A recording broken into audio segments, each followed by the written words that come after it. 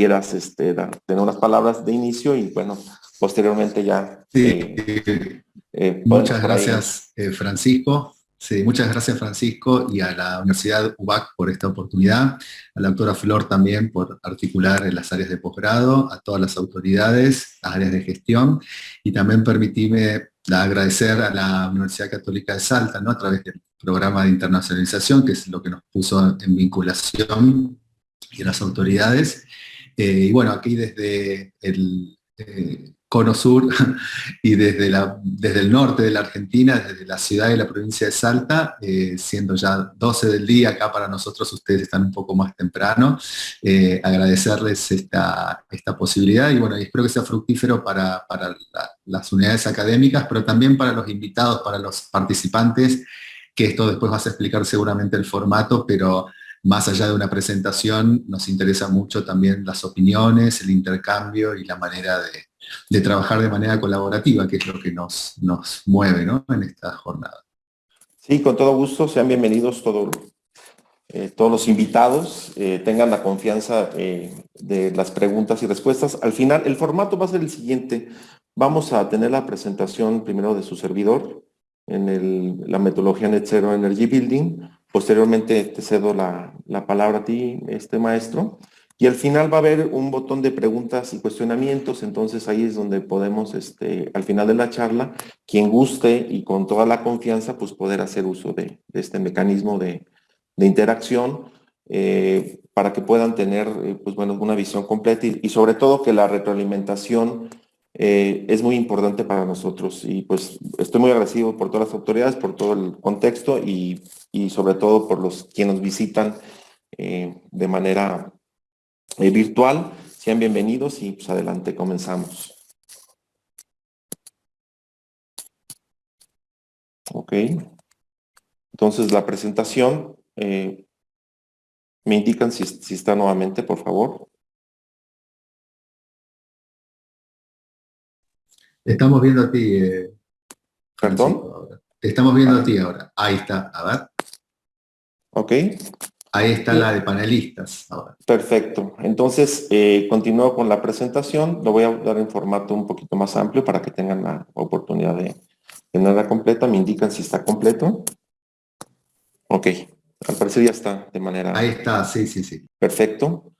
Bueno, pues iniciamos la metodología Net Zero Energy Building, que para mi punto de vista es como les comentaba, un tema muy importante, es un tema de interés, es un tema que requiere estudio, que requiere profundización o profundidad en muchos temas, tanto ambientales, de energía, datos climáticos, de confort térmico, entonces creo que es de amplio espectro.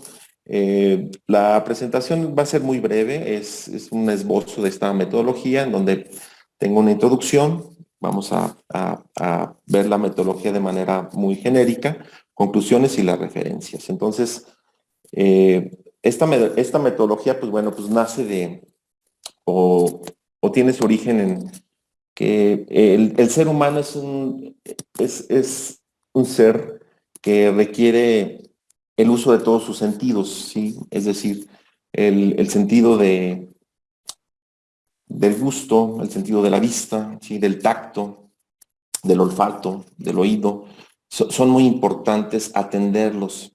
Entonces, uno como arquitecto realmente requiere conocer pues, muchos temas específicos para poder atender este tipo de problemáticas. Sabemos ahorita que pues, también hay problemas ambientales, falta de energía, situaciones adversas que estamos viviendo, la cuestión pandémica, también fue una cuestión de afectación importante, entonces considero que el ser humano, aparte de los sentidos, pues bueno, la utilización de las energías renovables, pues es un aspecto que es muy necesario, está adentrándose ya a un costo-beneficio que sea importante para el público en general, para los propios arquitectos. Y aquí lo importante y la aportación es que sepamos y conozcamos pues todo este esbozo, todo este concepto general dentro de la metodología.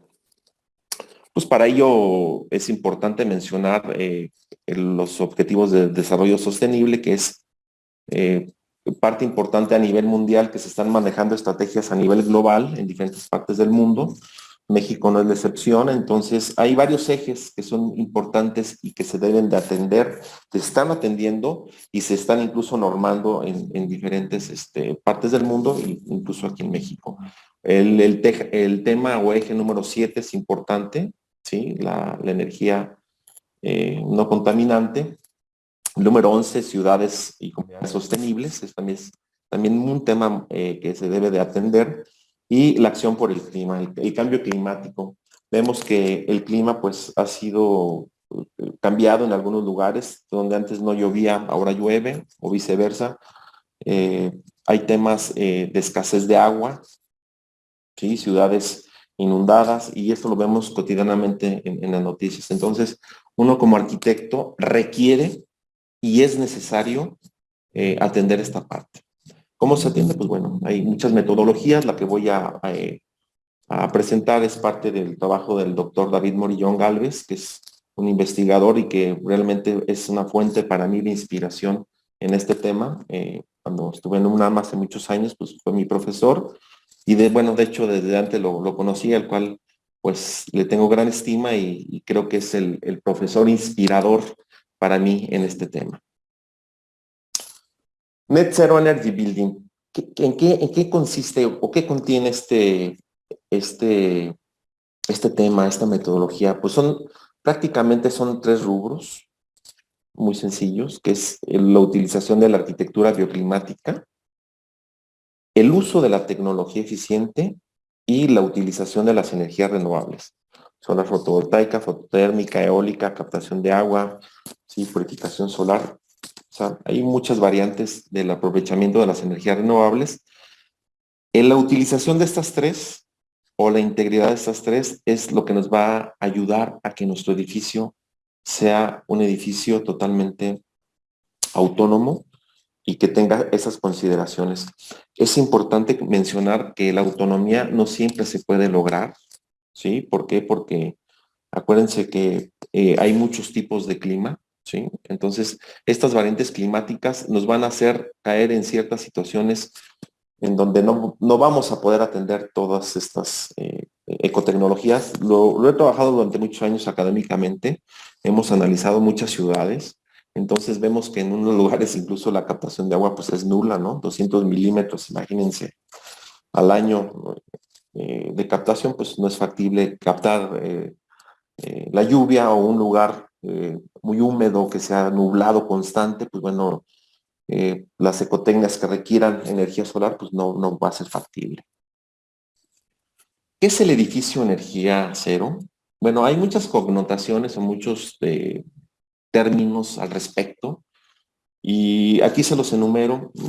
Hay quienes lo definen como edificio de baja energía, edificio de alto rendimiento energético, edificio de energía cero, edificación pasiva, edificio energía plus, edificio cero emisiones, edificio cero carbono, edificación autosuficiente de energía, Equilibrium House, edificio ecológico, etcétera, y entre otros. Entonces, hay muchas connotaciones, en cada país tienes en cuestión normativa sus condicionantes. Entonces básicamente yo lo veo como una autonomía en energía y agua, ¿sí? Aparte del confort térmico, y en esto resumiría este concepto. La cronología, lo quise poner porque, bueno, es importante más o menos tener como una escala del tiempo y más o menos estar posicionado. La adecuación de la arquitectura y el medio ambiente pues se da entre los años 1950 a 1976. El auge por la conciencia o cuidado del medio ambiente oscila entre el 1976 y 1995. Posteriormente, el cambio de la arquitectura bioclimática sustentable pues se favorece del 96 al 2000. Entre el 2000 y 2010 se indicarán las iniciativas relacionadas con edificación sustentable, que bueno, la sustentabilidad ya maneja 3 pilares: social, económico, ambiental. Y bueno, el día de hoy los edificios de bajo consumo, más aparte algunos otras condicionantes con algunas otras normativas que incluso podemos mencionar el sistema LEAD, que es el sistema de liderazgo, en donde la selección del sitio puede ser muy importante, además de la concepción de la propia edificación.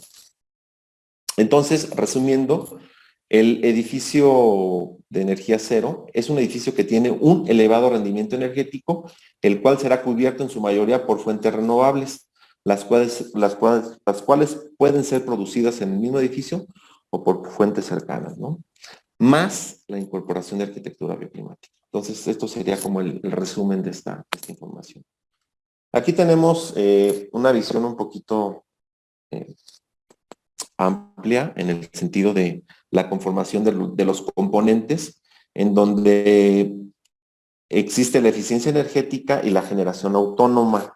En la eficiencia energética está condicionado el diseño bioclimático y la tecnología eficiente, ¿sí? Y el diseño bioclimático pues está condicionado en el diseño o construcción, la tecnología en la tecnología propia y el usuario, y las energías renovables en la propia tecnología.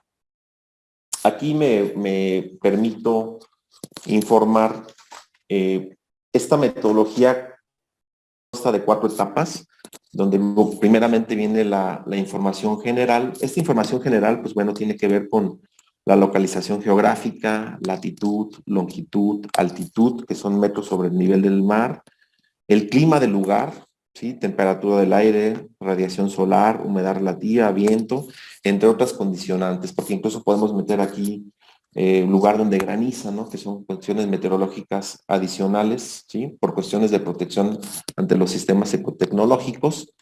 La información general también tiene que ver sobre la edificación y el usuario, ¿sí? Acordemos que cada familia tiene una forma de vivir, una forma de actuar. Hay familias que no viven en su propia casa durante todo el día, nada más llegan a dormir. Hay quienes todo el día permanecen de manera, o por cuestiones laborales dentro de su misma casa, incluso haciendo home office. Sí, entonces, estas variantes de actividad y de usuario pues, son muy importantes porque asimismo nos va a permitir enfocar y hacer un análisis más específico. Estas actividades, pues bueno, hay que tenerlas con detalle. Es importante informarnos bien cómo estas familias viven y bueno, que ellos de viva voz nos platiquen estas exigencias y esta forma de actuar. El tipo y horario de la edificación, en este caso, pues básicamente, pues podemos enfocarnos a vivienda, pero también existen otros tipos de edificaciones, oficinas, ¿sí? No sé, centros comerciales, hospitales, escuelas. Cada uno tendrá su propia actividad y también información sobre el usuario. La ubicación y topografía, que es también muy importante, porque ahí tienen que ver las cuestiones de accesibilidad y también de diseño y de manera de cómo poder actuar, incluso también hasta para la mecánica de suelos. Por otra parte, existe el análisis y diagnóstico, que en este caso pues hay varias herramientas de diseño. Existen las gráficas y numéricas. Por ejemplo, las gráficas está el diagrama de Gibboni, carta de O'Jay, la propia gráfica solar, las numéricas, por ejemplo, la ecuación de Fanger, el cálculo de posición solar, entre otras condicionantes, ¿sí? Las estrategias de diseño, pues bueno, también son muy variadas, tienen que ver con la envolvente, en cuestión de la ventilación natural, la resistencia térmica, almacenamiento térmico, épocas y horarios de ventilación, geometría de apertura de captación, dispositivos sombreadores, sistemas escudo, iluminación natural, enfriamiento evaporativo, ¿sí? Porcentaje de recirculación del aire, sistemas escudo al viento, ventilación de la estructura del edificio, deshumidificación, entre otras. Para ello, pues bueno, es importante hacer todo un estudio y para posteriormente tener las recomendaciones de diseño bioclimático. Aquí me voy a adelantar un poco, porque las recomendaciones de diseño bioclimático, por lo regular, en mi propia metodología, me gusta utilizar el software que se llama Climate Consultant, que es un software de acceso gratuito, el cual pues con archivos EPW pues podemos darnos la noción de cómo poder proyectar, más aparte la guía con AFOBI. Esto lo vamos a ver más adelante en un extracto de información.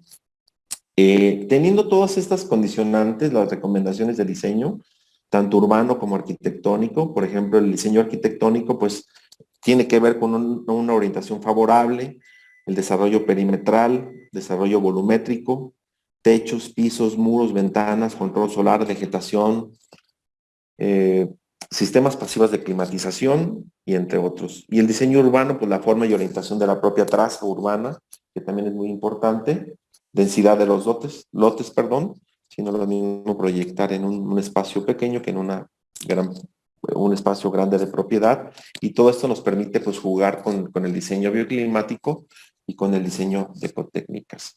Teniendo toda esta investigación, se puede tener un anteproyecto. Este anteproyecto se tendrá que evaluar térmicamente. Entonces, térmicamente me refiero a la evaluación térmica. Ahorita ahí se encuentran bastantes programas o software al respecto. En lo particular, y bueno, parte de mi trabajo doctoral, estoy analizando la cuestión térmica desde un método manual, es el Transis. Este es un modelo matemático y de transferencia de calor eh, realizado por la Universidad de Wisconsin, el cual pues se me hace muy oportuno porque a diferencia del software, el hacerlo de manera manual nos permite conocer todo este tipo de transmisión de calor entre un envolvente. Es decir, aquí podemos ver las transmisiones de calor que es QCOND, que es por conductividad, por ganancia solar, ¿sí? El sol es muy importante y se maneja de manera muy diferente en diferentes partes del país, del mundo. Es importante conocerlo de manera puntual, porque incluso el conocimiento de la radiación solar se puede utilizar en tres componentes: térmico, lumínico, ¿sí? Térmico, lumínico y en otras consideraciones para poder pues, llegar a proyecto. También la parte del metabolismo es muy importante. La generación del cuerpo humano tiene una connotación de generación de energía calorífica y la iluminación de igual manera. Entonces, si volvemos al tema de la evaluación térmica, pues creo que es un tema muy oportuno. En otro sentido, pues la tecnología eficiente también tiene que ver con la utilización de aparatos que estén dentro de una norma que permita sea adecuado y que sea normado y que además pues este consumo sea calculado de manera integral dentro de las condiciones y actividades de los propios usuarios, ¿sí? Esta tecnología eficiente se determinan los requerimientos energéticos de la vivienda en los rubros de electricidad para los propios electrodomésticos, es decir, conocer cada área de nuestra edificación va a ser muy importante, ¿sí? Partiendo de la organización arquitectónica que tengamos, la propia iluminación y el aire acondicionado.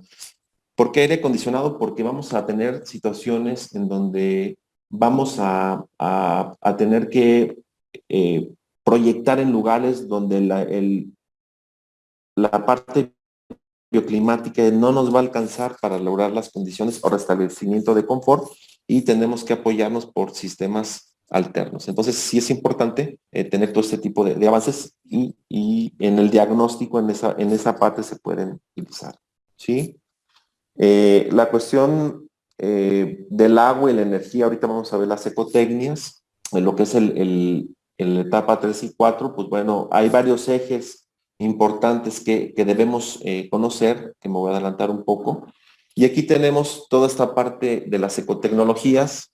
De hecho, a mí me gusta en los proyectos que estamos haciendo académicamente, pues integrarlos, la gran mayoría, como comento, no es posible utilizarlos todos, dado las condiciones climáticas y todas las variantes, ¿sí? Entonces, en energía tenemos primeramente ejes de necesidades, que es energía, agua, manejos de residuos y alimentación.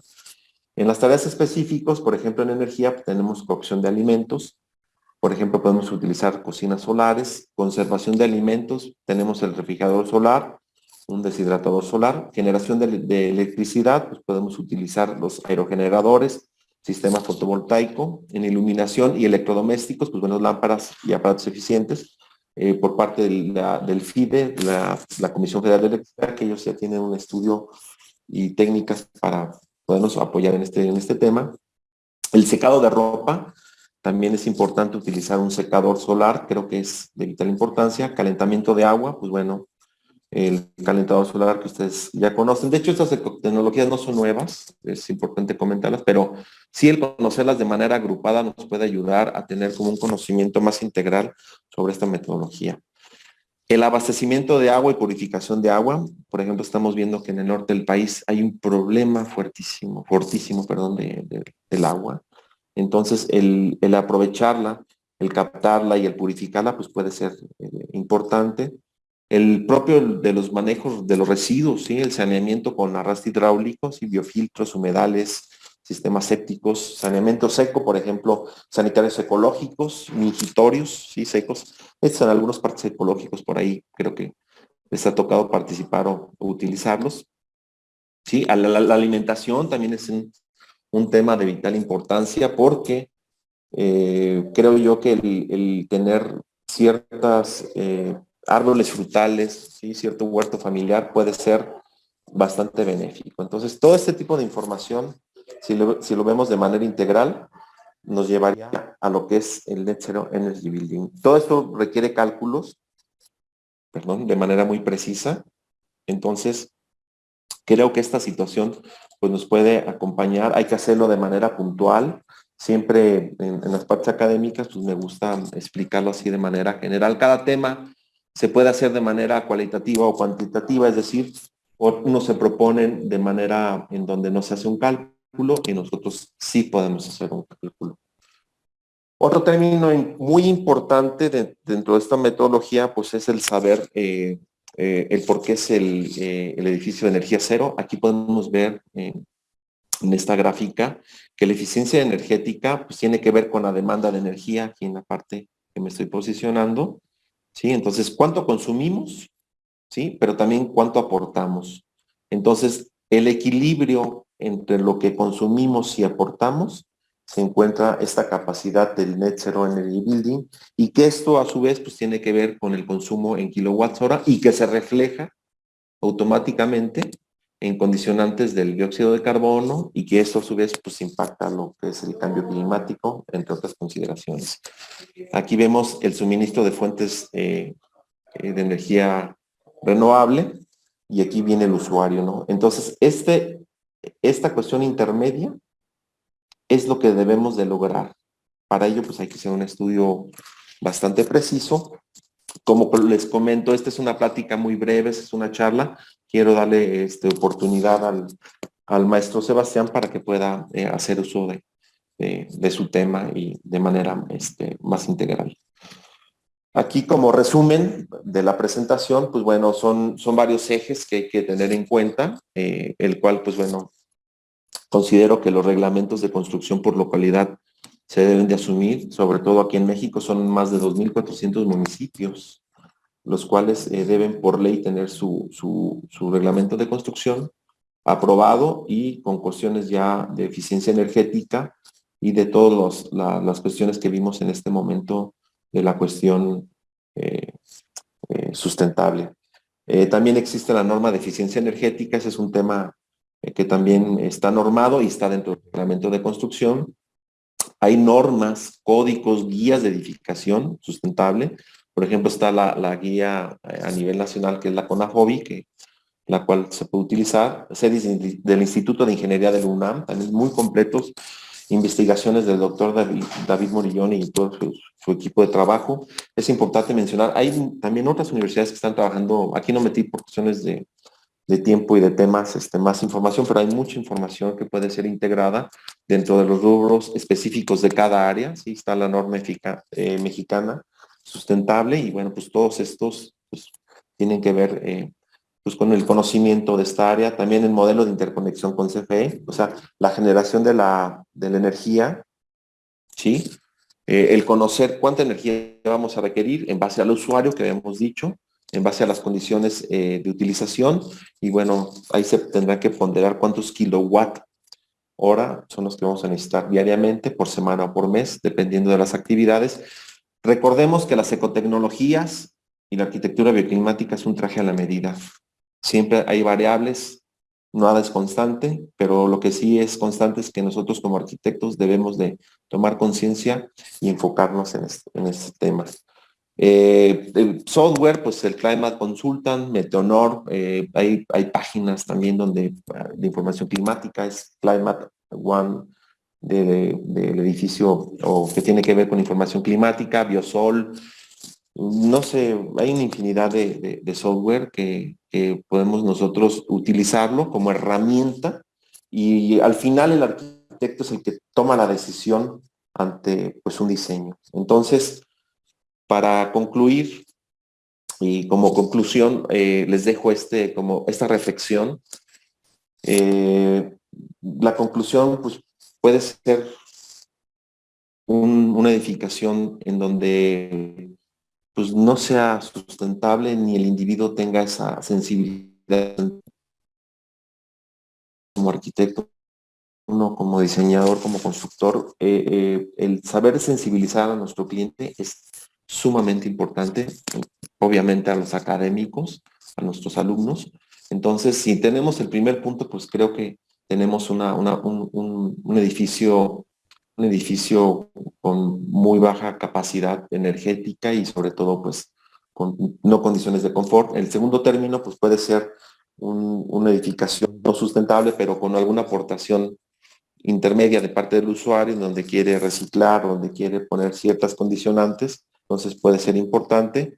Y como tercer término, pues puede ser una edificación bastante sustentable o con condiciones sustentables, la propia organización también del individuo que sea sustentable, entonces aquí tenemos una connotación.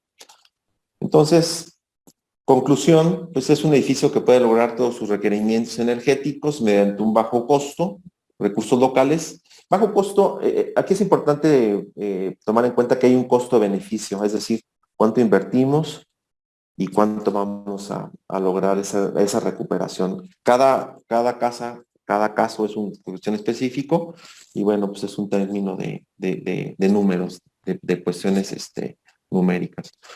Las referencias, doctor David Morillón Galvez, que es el equipo de sustentabilidad del UNAM, José Diego Morales, una clase de eficiencia energética que tuve hace más de 20 años, Objetivos del Desarrollo Sostenible y la Real Academia Española. Pues básicamente sería mi presentación, ojalá sea de su agrado y bueno, pues quiero agradecer este espacio. Les digo, es una charla muy breve, tenemos muy poco tiempo y quiero darle la palabra al maestro Sebastián para la presentación de los proyectos que amablemente nos van a presentar y que están realizando en Argentina. Muy amables, gracias por su atención y pues bienvenido nuevamente, mi querido maestro. Gracias, Francisco. Perfecto, me viene tu introducción porque hay varios temas que ya no voy a decir o que voy a tomar justamente para recapitular. Yo sí lo que voy a detener es mi imagen, el video, por una cuestión de conectividad, pero es simplemente por eso. Voy a compartir pantalla, ustedes me indican si... a ver, esperen que tengo que ver si... A ver. No, ahí se está viendo. Adelante. Sí, te cedo la palabra. Adelante. Excelente. ¿Ahí se ve bien entonces la pantalla? Sí. Perfecto. Bueno, entonces, complementando un poco lo que Francisco nos comentaba hace un momento, tomamos el tema de los criterios bioambientales para el desarrollo de proyectos sobre vivienda social. Es un trabajo que estamos realizando. Lo que voy a presentar entonces son algunas definiciones y alcances de criterios bioambientales justamente para el tema de vivienda social, algunos casos de estudio y proyectos que estamos en este momento en desarrollo desde la Universidad Católica de Salta, y justamente esto que comentaba Francisco en esa tabla que mostraba las metodologías y estrategias para la verificación de esas decisiones de proyecto basadas en estas condiciones climáticas y de contexto, ¿no? Y un poco uno va haciendo, cuando va proyectando, va haciendo estas verificaciones en paralelo, ¿no? Uno no termina un proyecto y luego hace una verificación o arranca con todos los software y toda la mecánica sin desarrollar como buenos arquitectos que somos una propuesta. O sea, siempre es un ida y vuelta que nos va permitiendo de alguna manera llegar a esas verificaciones y a esa construcción proyectual.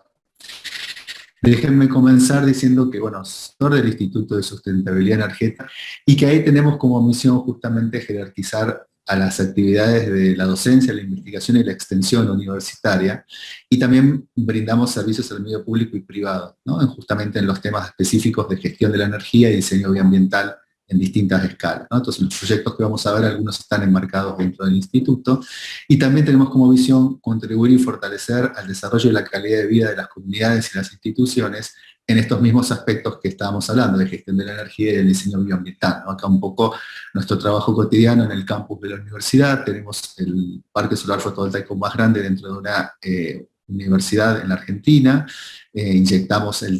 generamos a través de recursos solar fotovoltaicos e inyectamos el 30% de lo que se consume diariamente en todo el campus, ¿no? Hablamos de 21 edificios que tiene la universidad.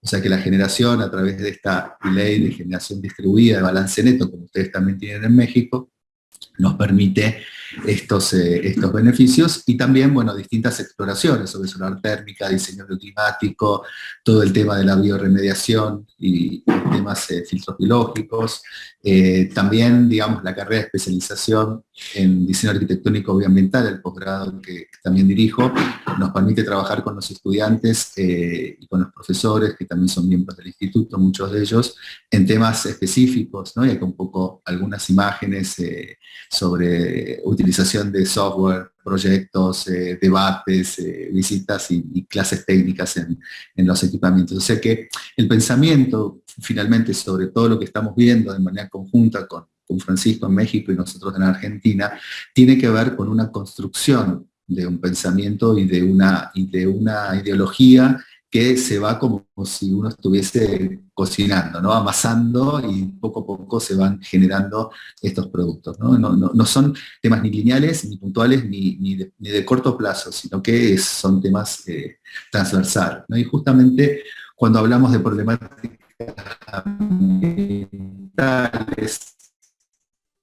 de manera global, fíjense que vamos a trabajar, ¿no? Acá lo que Francisco muy bien contaba, cuáles son los más implicados dentro de nuestro quehacer profesional y nuestro quehacer académico, pero también, digamos, los indicadores recientes del panel intergubernamental de cambio climático, el famoso IPCC, ¿no?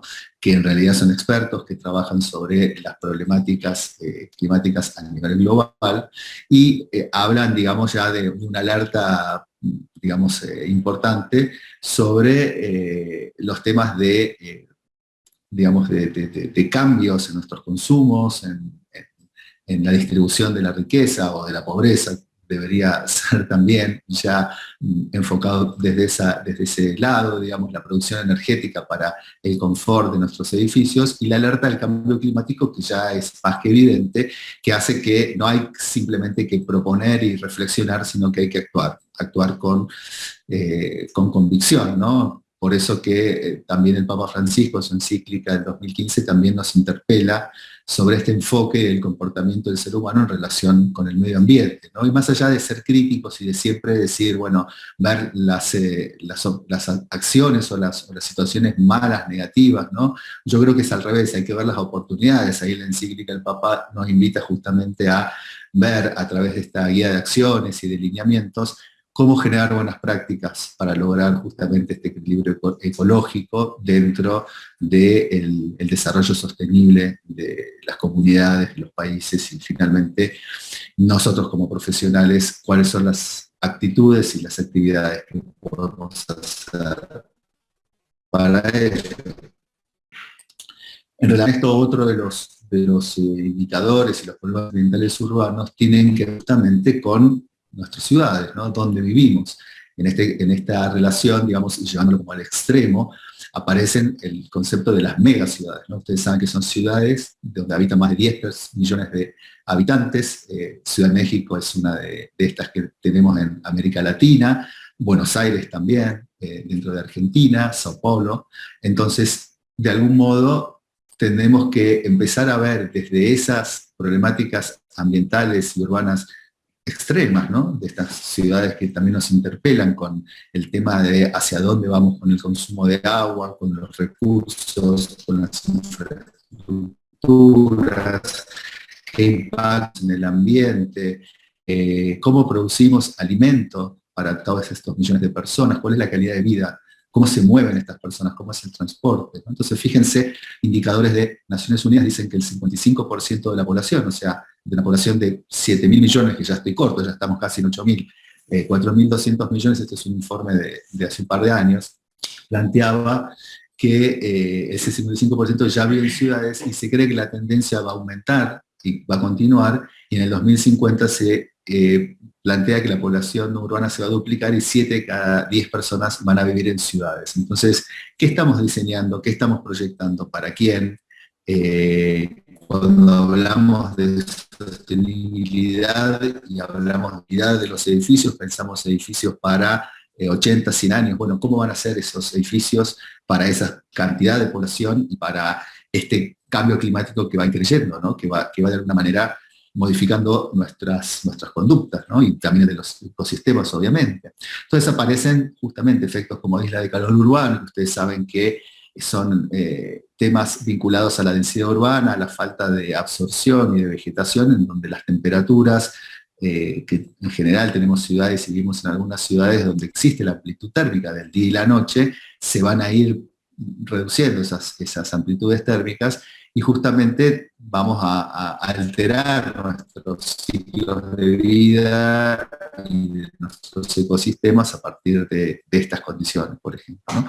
También estos problemas ambientales urbanos traen como consecuencia, bueno, el consumo energético, ¿no? Y ahí aparece el concepto de eficiencia energética, que aquí qué cantidad de energía consumen los edificios y las actividades humanas, y cómo de alguna manera podemos mitigar desde el diseño ese consumo, o reducirlo, o por lo menos estacionarlo.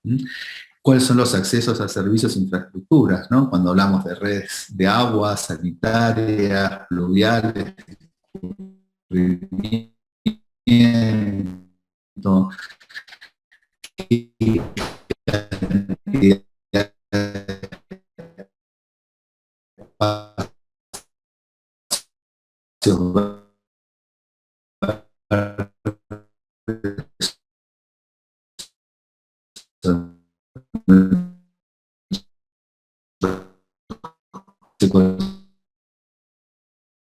sistémicos que ofrecen estos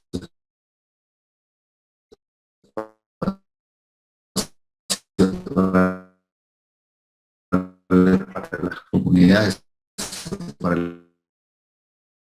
las personas disciplinarias con otras áreas que no son específicas.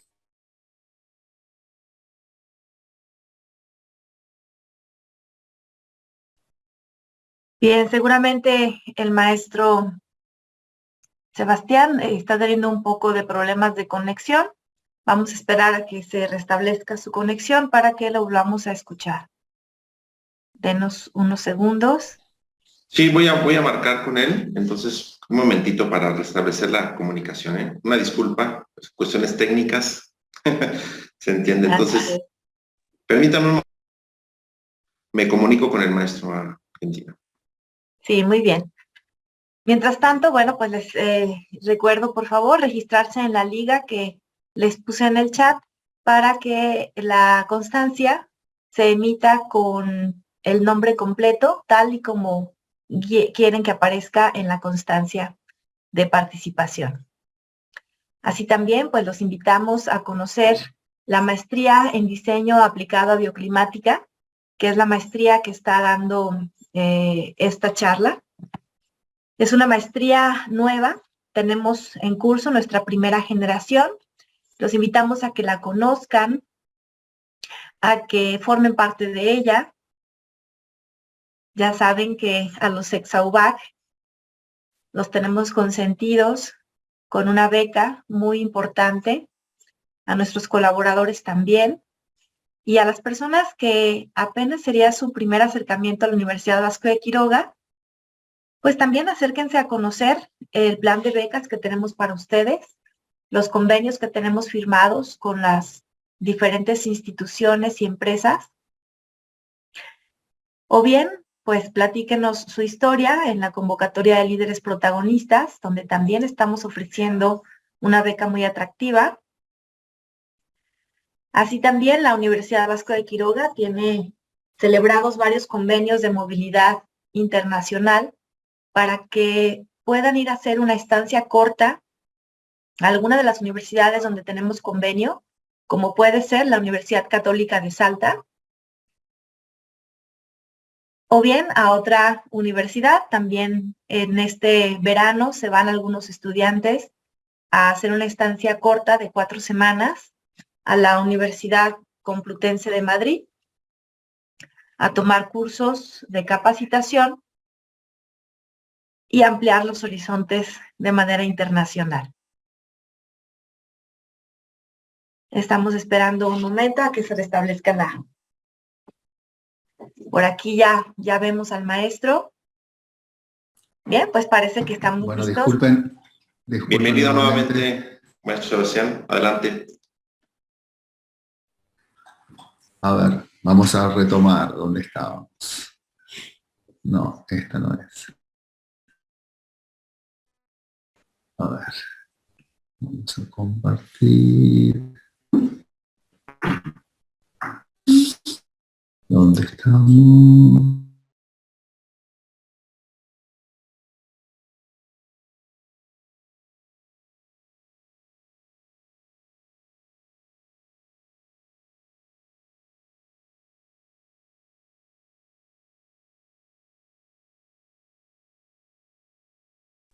Denme un momento, por favor, que estoy buscando la presentación y ya estoy con ustedes.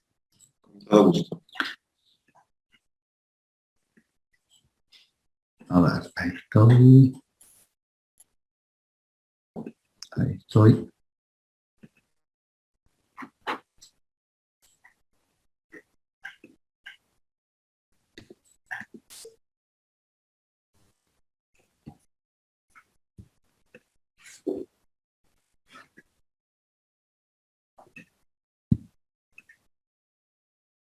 Ahí está. Bien, entonces, ¿ahí se ve la pantalla? ¿Es correcto? Perfecto. Entonces estábamos con algunas definiciones, ¿no? Que a mí me interesa siempre arrancar como para poder ir armando un pensamiento en conjunto. Hablamos de la arquitectura sustentable como aquella que considera el impacto ambiental en todos los procesos que tienen que ver con la realización, vida útil de un edificio en un sector urbano.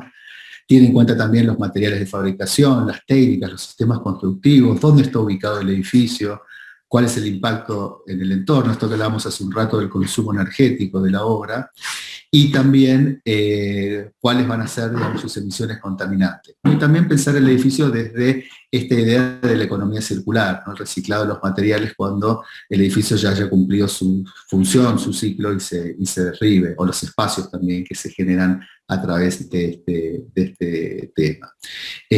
También es muy importante, y vamos a ver ahora en un proyecto, el contexto físico y sociocultural y la relación de la pertenencia del edificio y del sector urbano con este contexto, ¿no? Y asimismo, entonces, la arquitectura bioclimática va a ser esta arquitectura que hablaba antes Francisco en su presentación, aprovechando los recursos disponibles, como el sol, la vegetación, la lluvia, los vientos, ¿no? Cómo disminuimos los impactos ambientales en pos de tener una calidad de vida, el confort del usuario por un lado, y reducir los consumos energéticos por el otro, ¿no?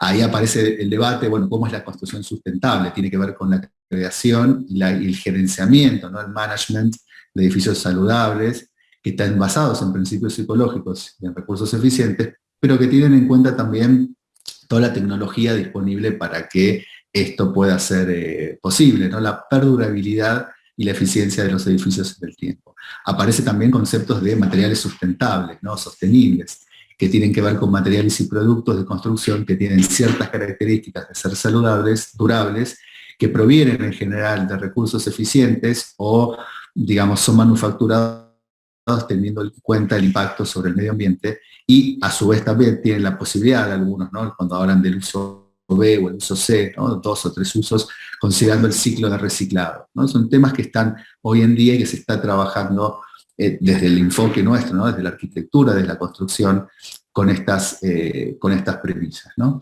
Cuando hablamos de arquitectura bioclimática vamos a plantearlo como un diseño y proyecto de arquitectura de edificios que van a ser concebidos, que se van a construir, que van a funcionar de acuerdo a las condicionantes y posibilidades del ambiente que tenemos en el sitio, ¿no? Y ahí aparece nuevamente el clima, los valores ecológicos, las tecnologías, los habitantes y, muy importante, los modos de vida. Cuando hablamos de vivienda y sobre todo vivienda social, tenemos que pensar en los usos y costumbres, los modos de vida de las personas que de alguna manera van a ser los que nos van a definir algunas pautas desde el punto de vista proyectual.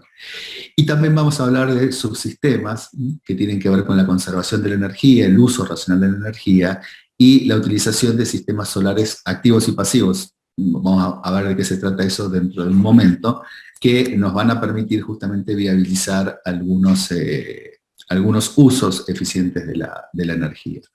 Cuando hablamos de la conservación y el uso racional de la energía o consciente, tiene que ver con la compacidad de la volumetría, o sea, hacer edificios compactos que tengan menos volumen de aire en su interior nos va a permitir justamente ser más eficientes en tratar de calefaccionarlos o refrigerarlos, ¿sí?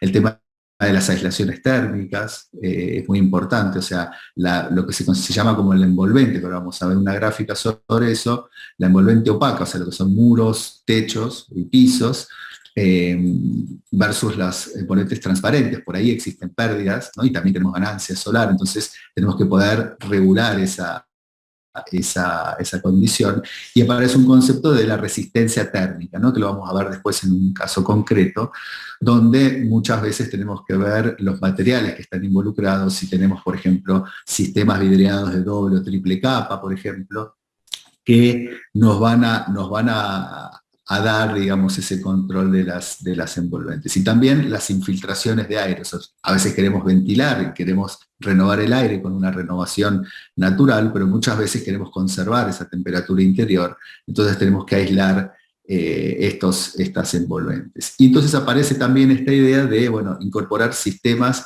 electromecánicos, equipamientos que tengan alta eficiencia. Cuando ya no tenemos la posibilidad de hacerlo de manera natural, se incorporan, digamos, estos equipos que deberían ser de alta eficiencia. Cuando hablamos de envolvente, la vamos a definir como un límite entre el medio climático exterior, que sabemos que es variable, ¿no? Hace frío, hace calor, llueve, de repente hay una tormenta, hay una nevada, o sea, es variable, en relación a lo estable que es el edificio. El edificio no puede estar cambiando permanentemente su fisonomía, con lo cual ese medio interior que se desea crear y se desea conservar, tiene que generar esa condición de confort para los usuarios. Uno sabe que aproximadamente, de acuerdo a los usos y costumbres por un lado, y de acuerdo a convenciones, uno puede decir, bueno, que el confort interior puede estar entre los 22, 24 grados, puede llegar a los 20 grados, dependiendo un poco del deseo de las personas y de los usuarios. Entonces uno tiene que calibrar, independientemente de lo que ocurre afuera,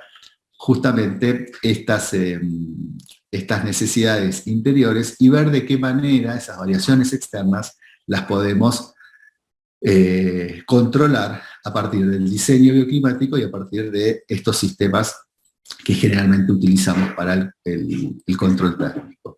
Las envolventes, tenemos 3 tipos de materiales, ¿no? Los opacos, las translúcidas y las transparentes, y a partir de ese juego de variables es como vamos a trabajar en los proyectos que vamos a mostrar a continuación.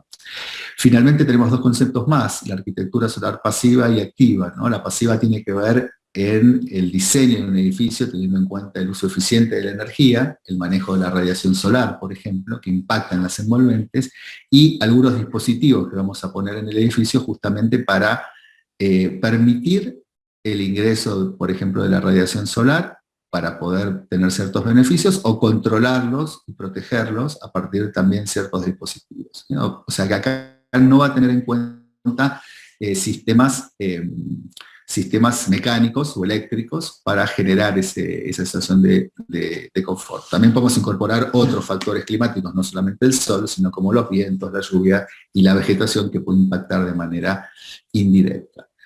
Y la arquitectura solar activa es la que utiliza equipos, ¿no? Equipos mecánicos o eléctricos más sofisticados, como colectores solares para calentar agua o para calefaccionar, paneles solares fotovoltaicos para obtención de energía eléctrica, que van a colaborar en el diseño bioclimático de los edificios y producir, digamos, un recurso energético que luego se van a utilizar, o como vimos en algún sentido, podemos inyectar también a la red, como tenemos en nuestra universidad. Entonces, dentro de las pautas de diseño, en el abordaje de un proyecto, vamos a considerar y vamos a tomar la ubicación del emplazamiento, o sea, cómo está orientado, cuáles son las visuales, cómo se ocupa el territorio y el terreno que tenemos a disposición, cuáles son las relaciones funcionales y espaciales de las partes componentes del proyecto, y cómo protegernos de algunos parámetros climáticos, ¿no? Tiene un estudio de esto y luego, bueno, va a ver cómo impactan estas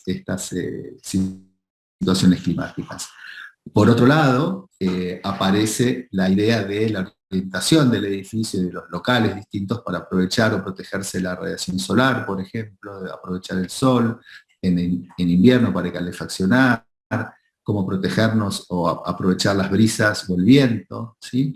Y los temas de iluminación natural, o sea, cómo se disponen las diferentes aberturas, ya sea sobre componentes verticales como muros o horizontales como techos, esas aberturas o esa iluminación, también la tenemos que pensar desde el enfoque del control o desde la protección. Siempre tenemos como esa doble posibilidad, esa doble consideración que va a ser luego, como ustedes ven en esas imágenes, con distintos elementos proyectuales, ¿no?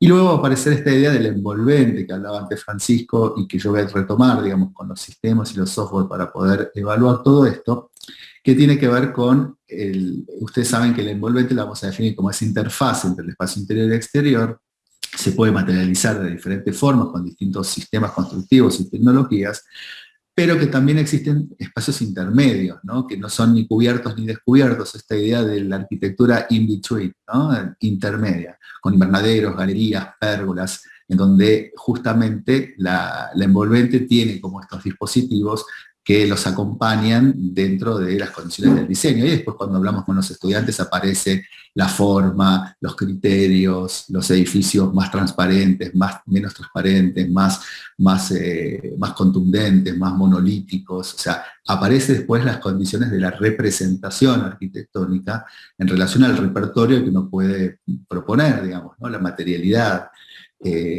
Aparece también en el diseño y en las relaciones bioclimáticas, por ejemplo, la ubicación de los cerramientos y las aberturas en relación a las orientaciones, a los parámetros climáticos y visuales y los propios usos, como también así el tema de las ventilaciones naturales, ¿no? Aprovechar las corrientes naturales de aire que de algún modo pueden ser cruzadas, selectivas. Yo puedo abrir, cerrar el edificio, o sea, ahí el usuario empieza a ser parte de protagonista del edificio.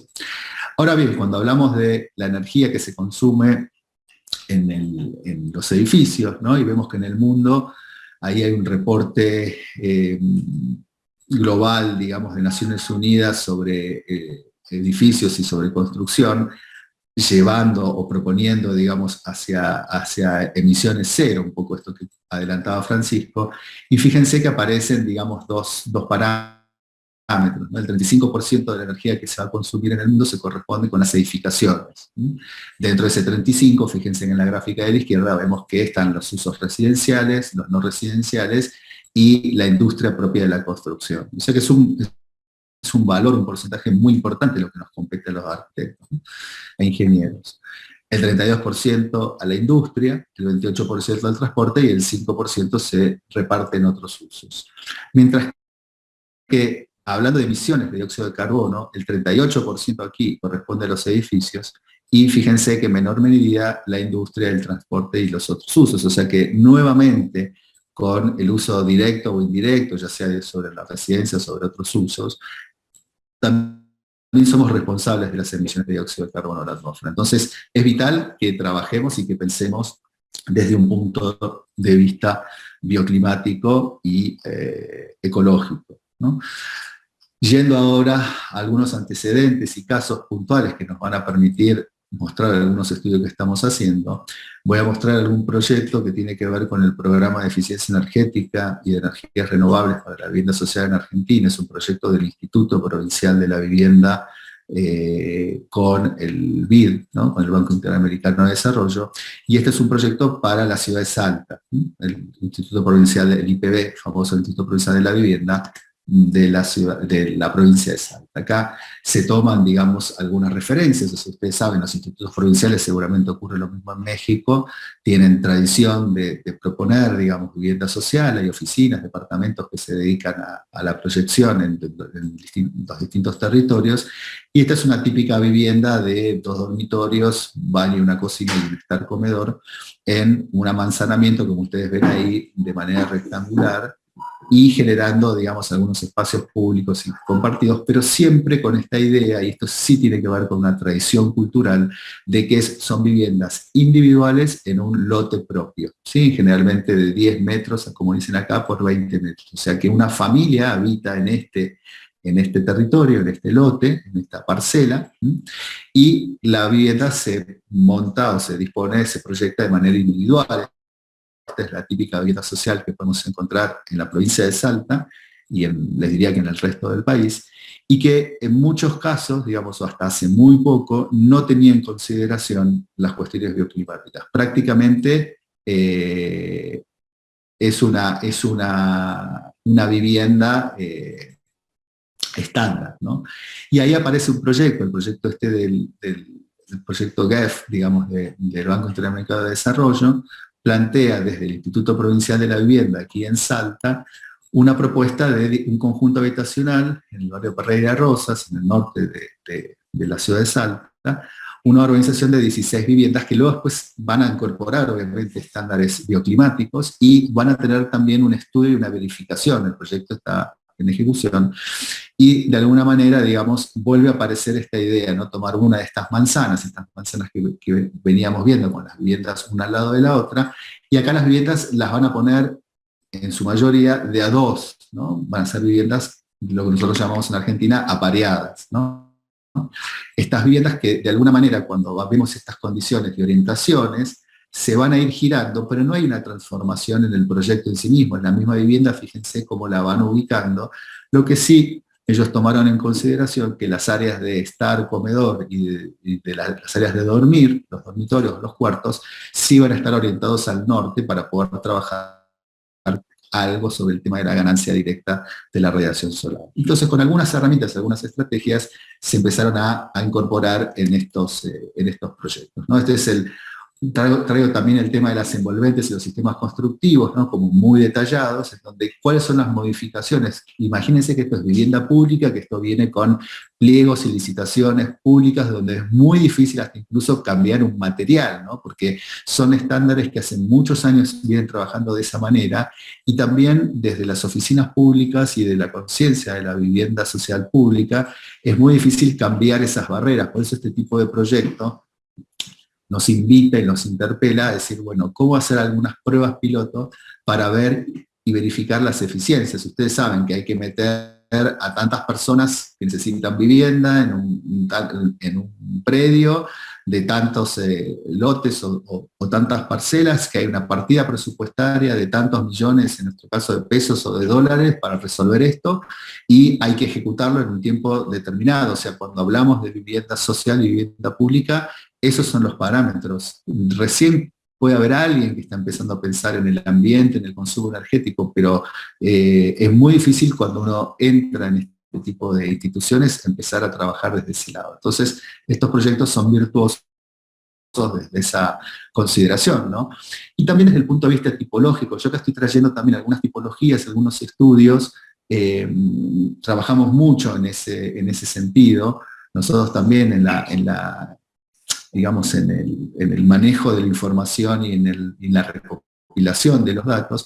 Y fíjense con estas viviendas que de alguna manera planteaban cierta cuestión de evolutividad, ¿no? O sea, la vivienda planteada con 2 cuartos, luego podría, digamos, transformarse en una vivienda con una escalera, o sea, aquí en la parte exterior, que parece como un área semicubierta, podría incorporar, digamos, una escalera e incorporar 2 dormitorios más. El tema del crecimiento de la vivienda, ¿no? Esto habla de 2 cosas, la vivienda mínima, o sea, el Estado brinda una vivienda mínima, luego esa familia puede crecer o puede ampliarse, entonces cómo modificar, digamos, ese edificio y no perder estas ciertas condiciones favorables sobre los temas bioclimáticos, ¿no? Entonces, desde el diseño está pensada como una vivienda que después puede crecer.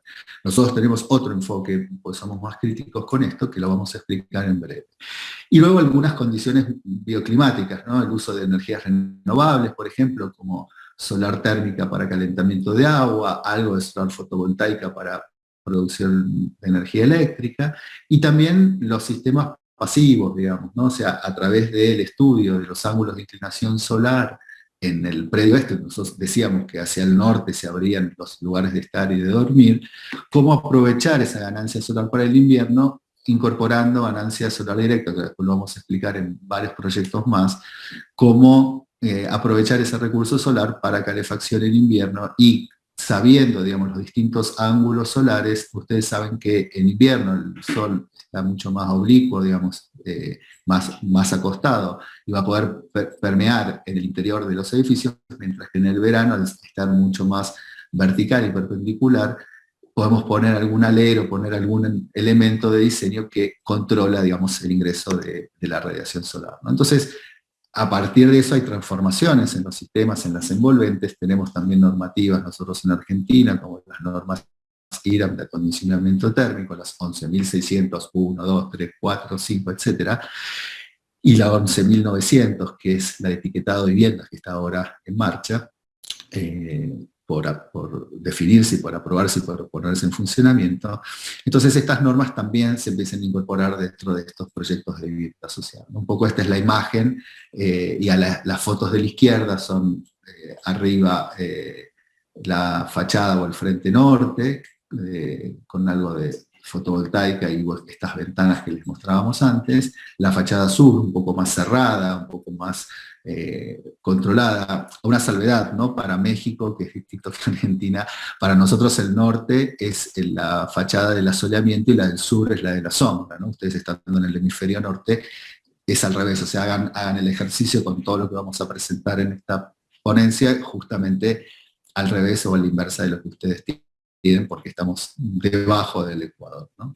Y aquí vemos en las fotos de la derecha cómo sería ese crecimiento, ¿no? de las viviendas, donde hay algunas cuestiones críticas que tiene que ver que ese crecimiento está pensado pero no está ejecutado. Entonces no sabemos cuál va a ser el impacto de ese crecimiento, por ejemplo, con las áreas sombreadas, cómo van a quedar los edificios. O sea, es muy difícil cuando uno plantea un crecimiento, luego que después que se entregan las viviendas a las comunidades, las personas respeten, ¿no? La forma. Si eso lo vemos también, lo aprendimos en los distintos barrios y sitios que hemos ido a visitar y ido a relevar, ¿no?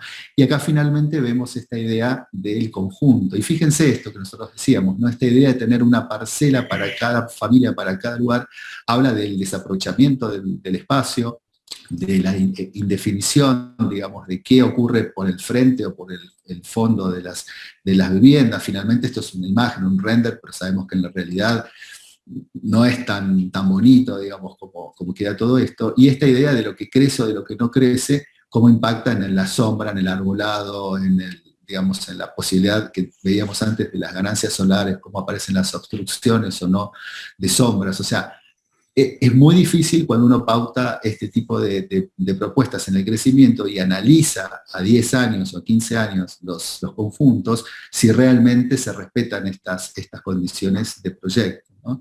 Y en un sitio donde el terreno o el sitio para construir, digamos, es bastante poco y bastante escaso, sobre todo los terrenos que están vinculados a los centros urbanos. Hablamos antes de megaciudades, pero ciudades intermedias o más chicas, también el suelo urbano o el suelo que tiene servicios e infraestructuras es bastante escaso. Entonces el aprovechamiento o desaprovechamiento por seguir teniendo una cultura de la vivienda individual de 1 o 2 pisos también es es un tema a debatir y a discutir, ¿sí? Por otro lado, trabajamos una serie de antecedentes y casos. El año pasado me pasé todo el año investigando y relevando y viajando por la provincia de Salta buscando ejemplos virtuosos, ¿no? Ejemplos virtuosos de vivienda de distintas escalas y distintos tipos. En general les voy a decir que también eran individuales y aisladas, ¿no? Porque no hay una cultura de vivienda colectiva o de conjuntos. Sí las hay, digamos, pero no que tengan un estudio bioclimático. Y como les adelantaba antes, digamos, nosotros a partir de estas normativas dividimos, o está dividido el territorio argentino, ¿no? Que es muy extenso, muy longilíneo y también bastante ancho, en 6 zonas bioclimáticas que van desde un clima zona 1 muy cálido, templado, frío, frío y muy frío. Eso está definido por norma y está de alguna manera caracterizada por las condiciones. Tenemos cordillera y la parte, digamos, que linda con Chile, con muchísima altura y muchísima amplitud térmica, van a ser las zonas 5 o 6, mientras que las zonas más pegadas a Uruguay y Brasil, digamos más tropicales, tenemos zona 1 que es extremadamente cálida, zonas selváticas, ¿no? Y la provincia donde vivimos y desarrollamos nuestros proyectos, la provincia de Salta, que ustedes ven en colores, tiene la oportunidad de tener las 6 zonas bioclimáticas. O sea, uno puede atravesar el territorio, uno puede estar almorzando en un lugar cálido y cenando en un lugar frío, digamos, agarra el auto y puede estar de un lado al otro, ¿no? Puede estar nevando o puede estar, digamos, en un lugar tropical por la tarde, incluso también, ¿no? Accediendo a productos, frutas, recursos. Es sumamente interesante y también paisajísticamente. Invitamos a todos los que quieran venir a conocer la provincia de Salta y se van a maravillar, digamos, de toda la diversidad, no solo cultural, sino también climática y paisajística que tenemos en nuestra provincia. Y acá analizamos 3 casos puntuales. Es una investigación y un paper que recién, digamos, se lo he publicado en una revista científica y después se la puedo compartir, en donde tomamos, digamos, 3 casos, ¿no? La vivienda 1 está ubicada en la localidad de Cachi, que es una zona bioclimática 4, estamos a 2.500 metros de altura sobre el nivel del mar, y estos proyectos de unos 20 y tantos de viviendas realizadas en el año 85, ¿sí? Por el Instituto Provincial de la Vivienda y el Instituto de Investigaciones Científicas INENCO de la Universidad Nacional de Salta, trabajó estas viviendas aisladas donde tenían la particularidad de incorporar, acá podemos ver, ¿no? Ciertas tecnologías de los materiales. Acá nosotros tenemos, no sé cómo le dicen en México, pero aquí los ladrillos, los mampuestos realizados con tierra, ¿sí? Les llamamos adobe, ¿sí? Y estos adobes que se hacen con tierra compactada, seca al sol, digamos, una tierra bastante particular y una forma de mampuesto, luego se estabiliza y se puede, digamos, construir viviendas. Y culturalmente y tradicionalmente es un sistema bastante adoptado, ¿no? Luego, bueno, aparecen algunos complementos dentro del edificio, digamos, ¿no? Con esta idea de poder captar la radiación solar del norte, que es nuestra buena orientación. Ustedes lo ven afuera y lo ven adentro de las viviendas, a través de estas puertas ventanas, en donde durante el día o mediodía, desde las 11 de la mañana hasta la 1 o 2 de la tarde, entra la radiación solar y calefacciona por masa al edificio. O sea, entra la radiación, queda atrapada la radiación, los rayos solares, se absorben por un piso de piedra y por este muro de piedra que ustedes pueden ver, y luego esto se conserva durante el día. Fíjense que este lugar, que es esta galería, funciona en realidad como estar comedor, tiene unas proporciones bastante angostas, un techo bastante bajo, lo que hace que este volumen de aire se calefaccione y se concentra el calor dentro de esto. Es un sistema pasivo, no hay calefacción, y funciona y sigue funcionando muy bien. Cada una de estas imágenes que ustedes ven, y estos dibujos, tuvieron una visita técnica, una visita a los usuarios con un sistema de encuestas que se le realizaron, y nosotros redibujamos y digamos, vimos de vuelta todos estos proyectos a ver cómo estaban funcionando. Ya digo, son del año 80 y pico, o sea, tienen más de 30 años, a ver cómo siguen funcionando, ¿no? Otro proyecto que vimos es una escuela, también en la zona de La Puna, en la zona alta, estamos a 2.800 metros más o menos sobre el nivel del mar en esta ocasión. Es una escuela, la Escuela del Alfarcito, que es una escuela modelo para niños y para adolescentes que vienen de distintos parajes muy distantes de los centros urbanos y tienen esta educación. Y también tienen su vivienda, y porque están de lunes a viernes y de sábado y domingo vuelven a sus parajes. Entonces es una vivienda estudiantil. Y acá, fíjense, de vuelta aprovechan el tema de los adobes y de la piedra y del lugar. Acá tenemos un interior y un exterior, y ustedes ven algo muy atípico, ¿no? Que son estos vidrios pintados de negro, que en realidad son muros acumuladores de calor, están hechos en piedra, ¿sí? Y tienen, digamos, un doble vidriado hermético donde también, por radiación indirecta, calefacción. Son lugares donde hace frío todo el año, ¿no? Estamos en zona bioclimática 5 acá, es una zona muy fría, y en donde también, desde las horas de media mañana al mediodía, aprovechan la radiación, y también tienen la posibilidad de abrir unas ventanas que están puestas acá para poder ventilar. Pero estos dormitorios, como ustedes ven acá, para no sé cuántos, casi 20 estudiantes, no tienen ninguna otra calefacción. Yo les puedo asegurar que si van hoy al mediodía, estamos muy abrigados para poder estar afuera, ¿no? O sea, hay una amplitud térmica, hay una radiación solar muy importante, y son lugares extremadamente fríos todo el año, y solamente se calefaccionan con este sistema, ¿sí? Y el último ya es en el Valle de Lerma, más cerquita de la ciudad de Salta. Fíjense, es mucho más verde, mucho más cálido, es un templado, digamos, cálido. Y la zona 3 es el barrio Ecosol, también de los años 90 es esto, y de vuelta son viviendas aisladas, donde también incorporan ciertos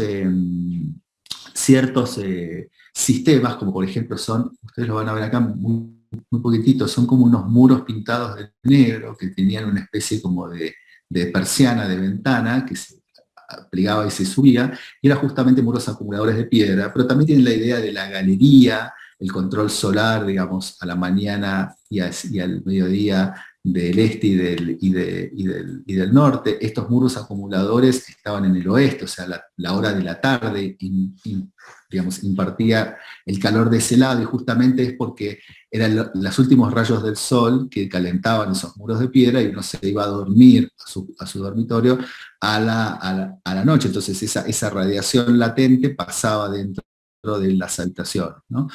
Y también, bueno, el tema de tener aventanamientos grandes hacia el norte, o sea, ir buscando distintos sistemas. También había unos paneles solares, unos paneles de captación térmica, digamos, para agua caliente. Creo que también había algo solar.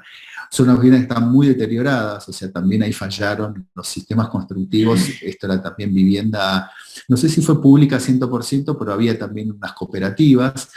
En la recopilación de información y en las visitas, muchos de los usuarios originales siguen estando, porque son viviendas que son muy queridas por el barrio, por la comunidad, y que las han ido algunas restaurando, algunas no, y están muy deterioradas. Y también eso es parte del enfoque, ¿no? Acá digamos, en una síntesis, y trabajando con algunos software. Nosotros en la provincia de Salta tenemos desarrollado un software que es una interfase que se llama CISOL, que uno puede entrar y puede tener un Google Earth con los datos climáticos, de radiación, de aprovechamiento de la radiación, y incluso puede hacer un precálculo, una prefactibilidad de incorporar tanto energía renovable solar térmica para calefacción y para calentamiento de agua, como para producción de energía eléctrica. Entonces uno pone, como si uno buscase un sitio, pone un punto, te da la información, te da las coordenadas, uno puede hacer la carga de datos e información, y puede también, a través de este software, que lo desarrolló, digamos, el gobierno y lo desarrolló también la Universidad Nacional de Salta, a través del Instituto INENCO, puede hacer una simulación. Uno puede cargar su factura, por ejemplo, de electricidad, y puede compararla en cuánto tiempo amortizaría, digamos, una instalación solar fotovoltaica.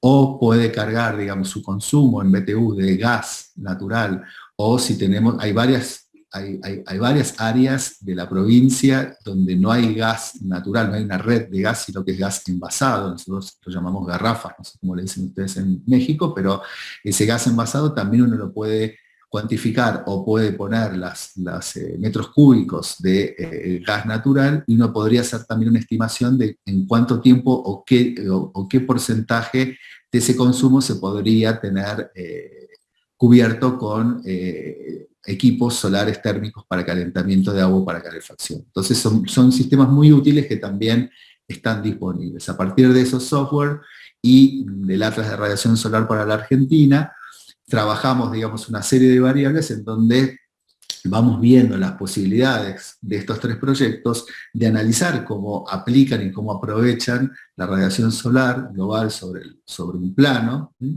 La altitud, la longitud y las temperaturas medias también nos van a permitir, fíjense, en los 3 casos son lugares donde la temperatura mínima en invierno, digamos, está entre los 2-3 grados, no es una media, perdón, es una temperatura media, pero dentro de las mínimas de invierno, están por debajo de los 5 grados, y las temperaturas en verano, digamos, son las medias de vuelta en unos 22-23 grados, o sea, son pautas en donde estudiamos estas 3 zonas bioclimáticas específicas.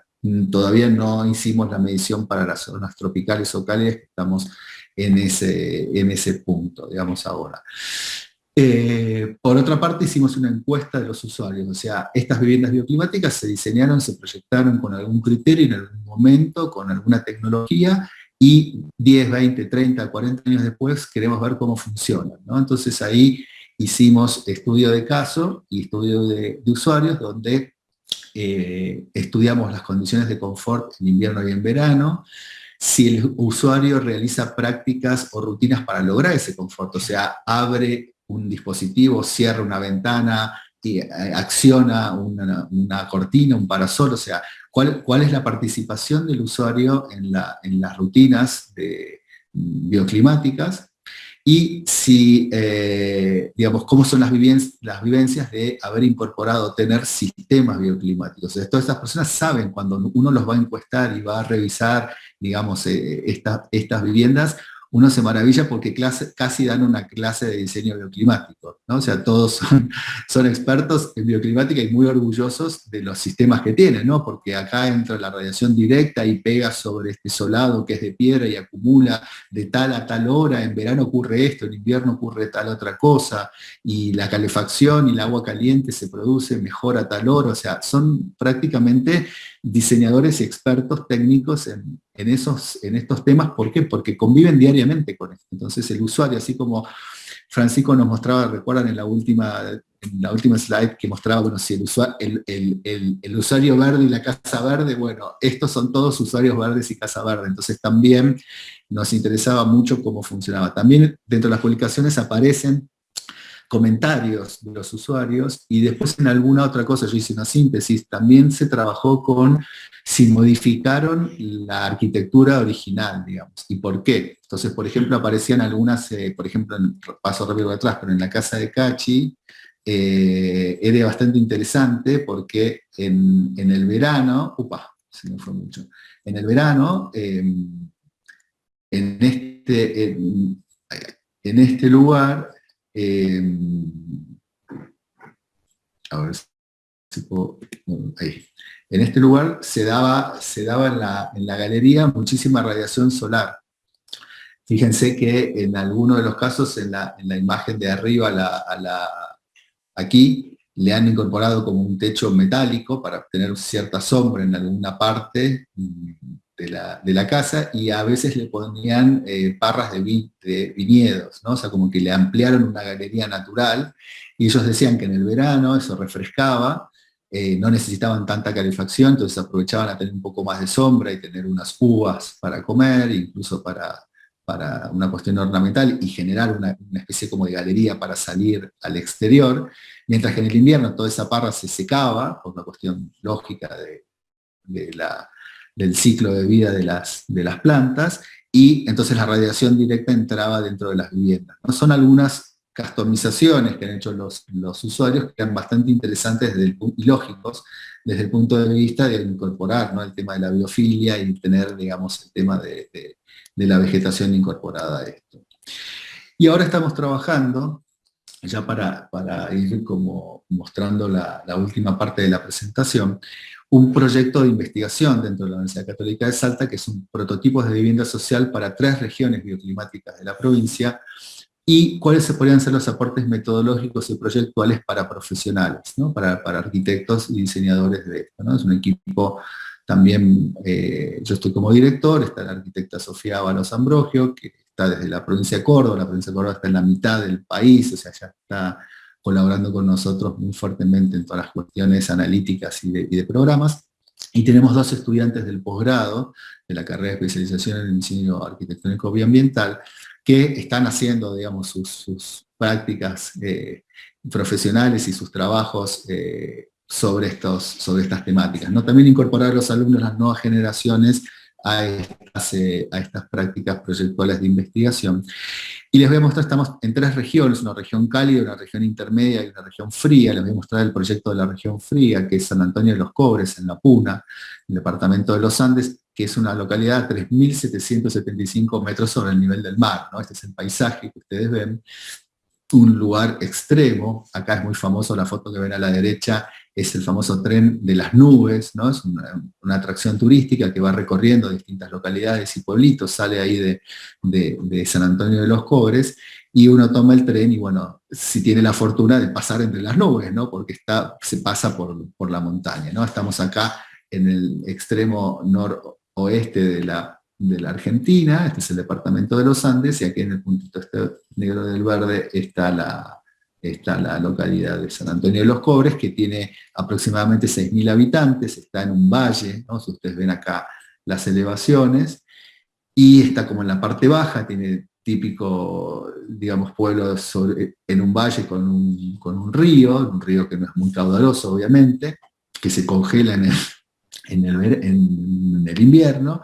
Y acá estamos desarrollando, digamos, un proyecto de vivienda social, pero antes vamos a mostrar algunas condicionantes del sitio. Cuando les decía que son 6.000 habitantes, es una zona, y toda esta zona de La Puna es una zona minera hoy en día.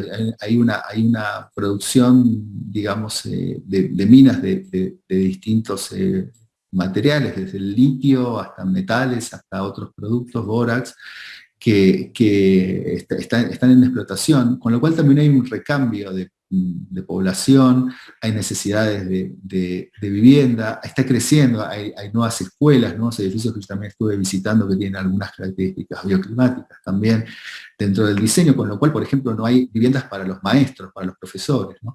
Que muchas veces vienen de la ciudad de Salta, por ejemplo, que está a casi 2 horas en auto por una ruta, por una carretera, y están, por ejemplo, de lunes a viernes, y sábado y domingo vuelven a sus casas. Entonces, por ejemplo, no hay vivienda para estos profesores o maestros que subalquilan y tienen que buscar algún sitio donde tienen viviendas compartidas. O sea, hay una realidad muy fuerte de falta de vivienda para una población que va creciendo, que se va desarrollando a través de desarrollo económico. Y también tienen un parque solar fotovoltaico importante que inyecta a la red, por ejemplo, interconectada nacional. O sea, son lugares que van teniendo muy lentamente un desarrollo.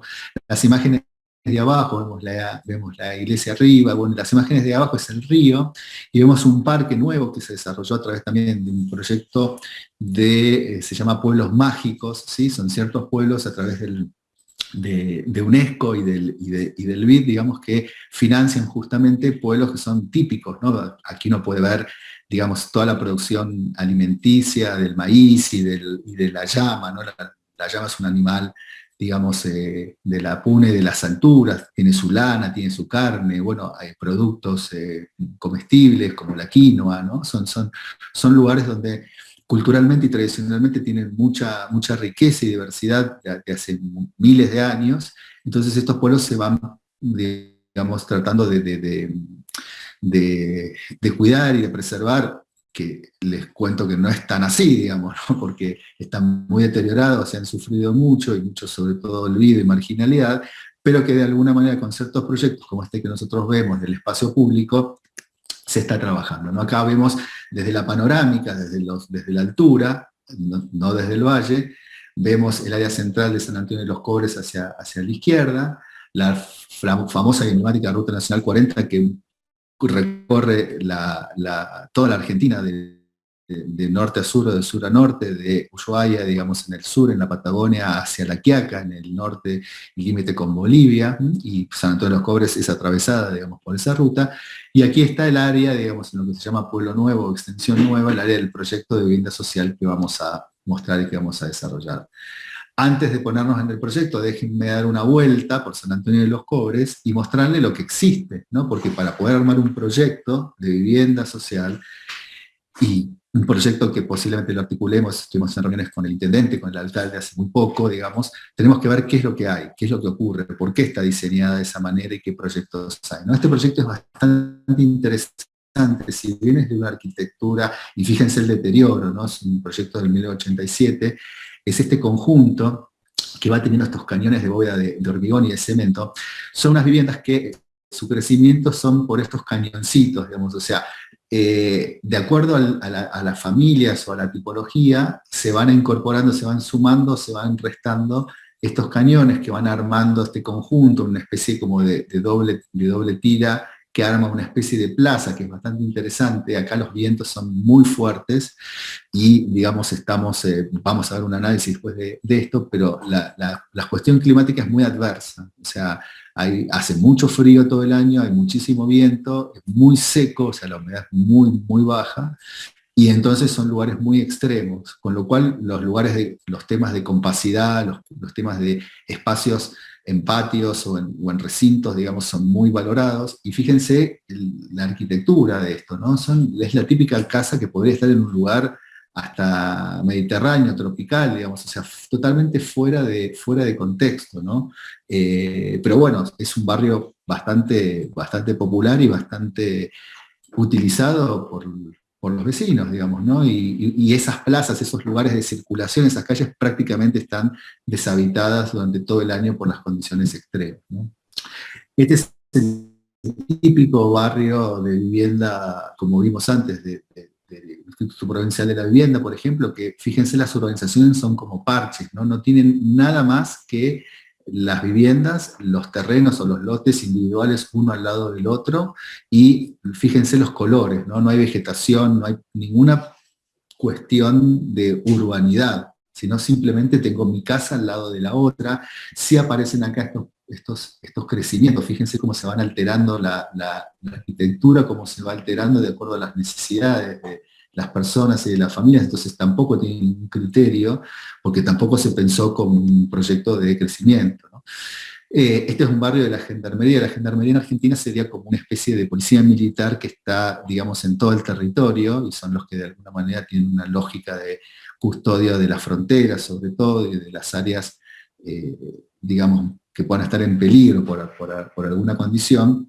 Y este es como parte de ese barrio, donde sí tienen, por ejemplo, una plaza, pero fíjense lo que es la plaza para los niños del barrio, ¿no? Un lugar totalmente abierto, despojado, y les puedo asegurar que sacar la foto que esta para poner en la presentación, digamos, hacía tanto frío que no había ni un niño jugando a nada y el viento te volaba, ¿no? Entonces, de vuelta, si bien hay una lógica de empezar a armar una especie de recinto, estas son las viviendas, que también podrían ser las típicas viviendas que uno puede encontrar en cualquier pueblo o en cualquier ciudad plana de la Argentina, o, digamos, sin un criterio específico bioclimático, no es un copy-paste todo lo que estamos viendo, que podría estar en cualquier sitio, ¿no? Y esto es vivienda pública y vivienda social en parte y vivienda pública.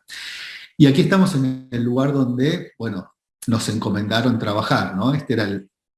Esta situación del Pueblo Nuevo, esta traza punteada en amarillo es la Ruta Nacional 40. Este barrio tiene todo un área bastante interesante que tenía 2 canchas de fútbol, ¿no? Ustedes saben que en Argentina el fútbol es un deporte nacional, prácticamente, y en todos lados, no importa en qué lugar, si es adverso, si es alto o es bajo, se juega al fútbol, ¿no? Y aquí hay una cancha que estaba abandonada, que estaba como en el perímetro, esta es una parte alta de la montaña, digamos, que arma el valle. Fíjense la densidad, ¿no? Son casas prácticamente aisladas, ahora vamos a ver. Y acá en verde hay otra cancha de fútbol, cerca de un lugar un poco más verde, productivo, que hay unas huertas comunitarias del gobierno, que esta otra cancha que está en verde, ahora se acaba de formalizar un poco más, le han puesto iluminación, le han puesto un piso, o sea, va a ser un lugar deportivo para la comunidad, con lo cual este lugar quedó desarticulado y ese era el lote, el sitio que nos habían dado para trabajar. La vemos acá un poco más en zoom. Aproximadamente tiene 1,2 hectáreas, es la superficie, y en ese sentido este es el contexto, ¿no? Esta es la Ruta Nacional 40 que atraviesa toda la Argentina, y en este lugar esto es lo que está construido, ¿no? Viviendas con este ladrillo de tierra, digamos, que llaman adobes, casas muy bajas, fíjense, con aventanamientos muy pequeños, prácticamente o no se revocan, no, digamos, no hay capas, sino que son como monomateriales. Los techos son de chapa o de calamina, ¿no? O sea, sin aislación, o sea, realmente nosotros hicimos los estudios y no da ninguna cuestión bioclimática, ¿no? La gente también, gente relativamente pobre, donde necesita, digamos, sistemas de calefacción que no son nada eficientes, gastan muchísimo dinero en poder, digamos, calefaccionar mínimamente estos lugares, ¿sí? Y esta es la vista desde un poco más alto, y esta es la cancha de fútbol que tenemos que intervenir con el proyecto, ¿no? Acá se ve ese contexto, ahí muy cerquita, a 100 metros está la Ruta 40, acá está mi auto, justo yo me bajé toda la vuelta para poder sacar esta foto, es el relevamiento. Y acá me voy a detener un segundo con esta idea de las zonas bioclimáticas, digamos, ¿no? Las zonas bioclimáticas frías, fíjense, hablan de aislaciones térmicas en paredes, pisos y techos, tener ventanas reducidas, tratar de exponer las orientaciones para la máxima ganancia de calor radiante, siendo las favorables, insisto que nosotros en nuestro norte es vuestro sur en México, o sea, noreste, norte y noroeste, protecciones del viento, por ejemplo, espacios exteriores, aprovechar la radiación solar a través de sistemas solares pasivos. O sea, esto es lo que la norma dice, que no es nada novedoso, digamos, son cuestiones que un grupo de profesionales se pusieron de acuerdo a escribir esto con un criterio y que están bien, digamos, ¿no? Acá nosotros ya empezamos a trabajar, por ejemplo, con nuestros estudios propios sobre las cuestiones térmicas, ¿no? Acá a través de base de datos de Meteornorm, que antes nombraba Francisco, por ejemplo, que son archivos que tienen, digamos, una extensión tal que nos permiten tomar datos meteorológicos. Fíjense que el mes más cálido para nosotros, que es la gráfica de la izquierda, es en enero, con una temperatura máxima promedio de 16 grados centígrados y una mínima promedio en enero, que sería el julio-agosto de México, es de 1 grado, ¿sí? Mientras que en el invierno el promedio es de 7 grados y las temperaturas mínimas promedio son de 9 grados bajo cero y la máxima de 5 grados. Fíjense el río que les mostraba antes, que atraviesa la ciudad en invierno, está totalmente congelado.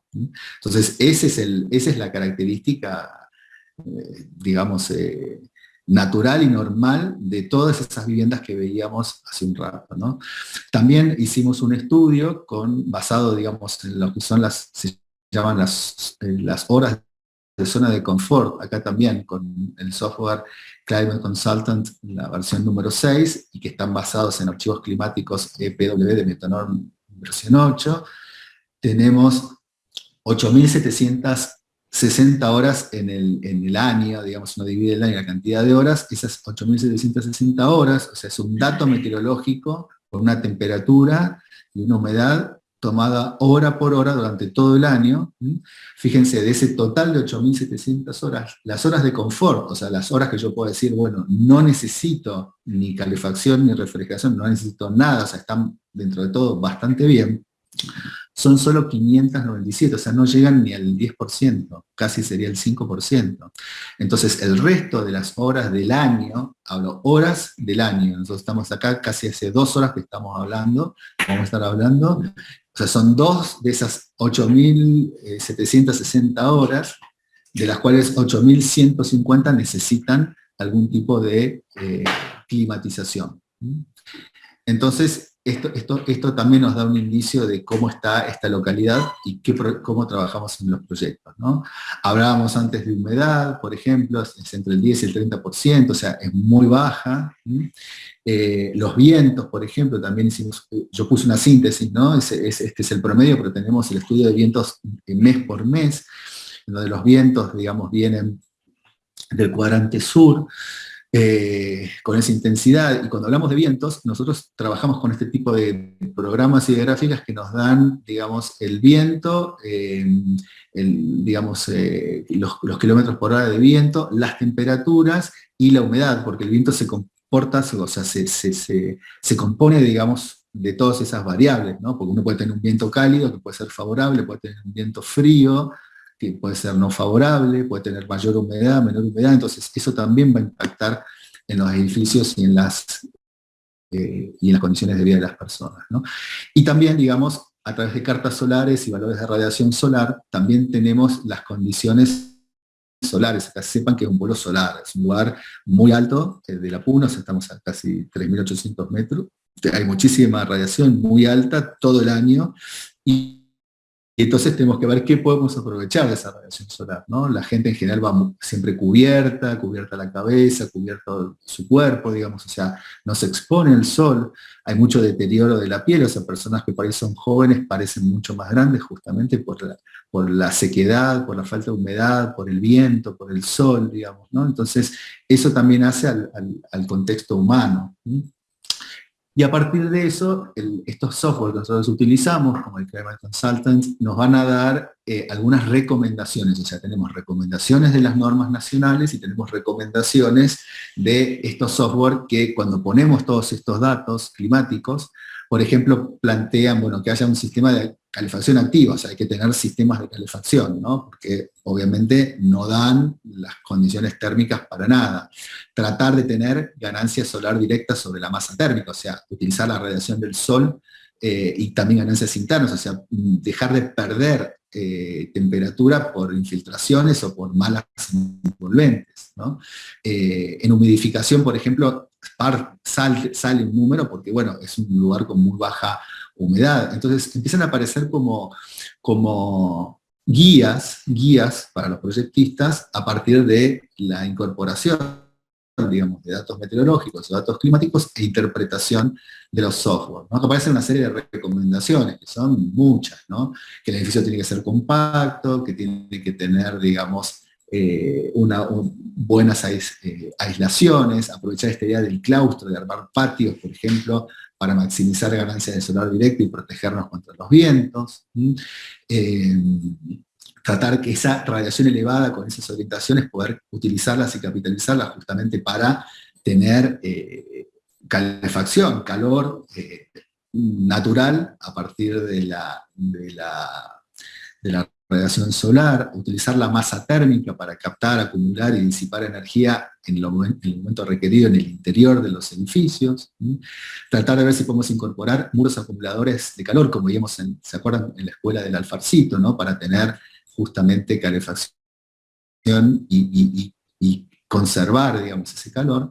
Y después las aberturas, o sea, las ventanas que tengan vidrios, tratar de tener doble vidrio hermético, por lo menos transparente, justamente para tener ganancias directas en el día y protección nocturna, por ejemplo, a través de cortinas para perder temperatura, calor, digamos, y que de alguna manera las viviendas tengan siempre la idea de tener doble puerta, ¿no? Tener un vestíbulo, una doble puerta, un hall, justamente para que este volumen de aire dentro de las viviendas sea digamos, controlado, ¿no? También es una lógica de estos lugares muy fríos. Bueno, esta es la propuesta que hicimos, son 32 unidades, 32 viviendas para 2, 4 y 6 integrantes, el norte acá está a la izquierda, y empezamos a armar este conjunto de dos niveles en general.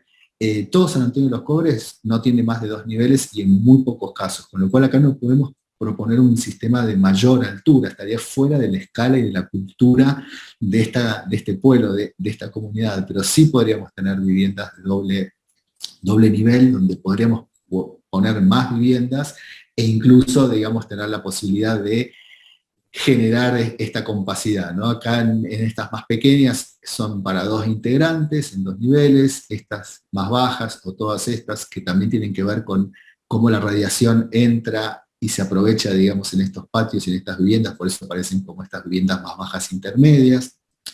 Las de las puntas este-oeste son para 6 integrantes, y después incorporamos algunas calles con escasa vegetación, algunas huertas, alguna plaza para el juego de los niños, o sea, todo muy protegido de las condiciones climáticas del viento, ¿no? Hacia el barrio, hacia esas casas que nosotros veíamos.